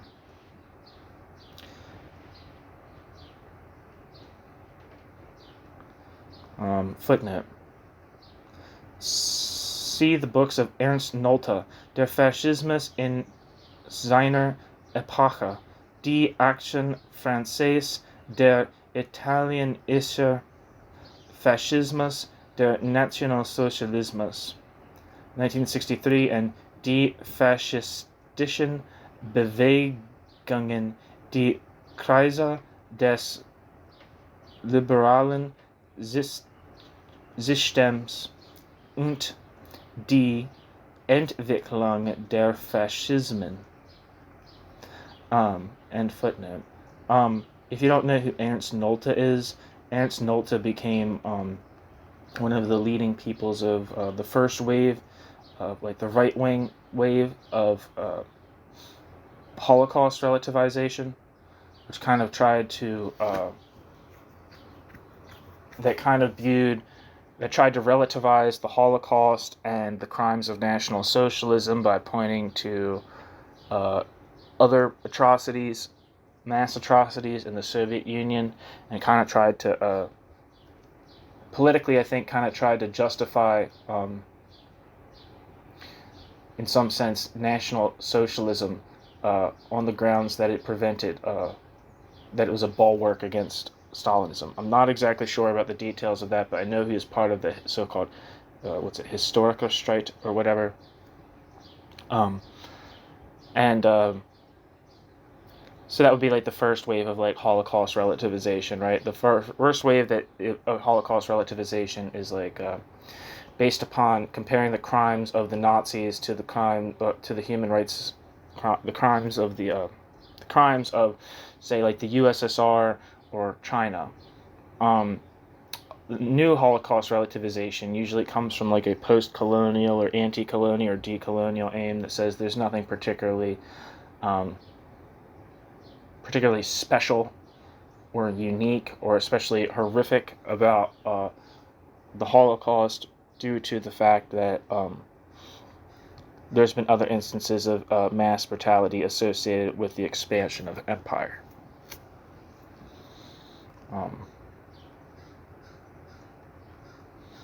So yeah, that's like the left or quasi-left relativization of the Holocaust. That's actually the end of the chapter. Okay. Thank you for listening. Goodbye.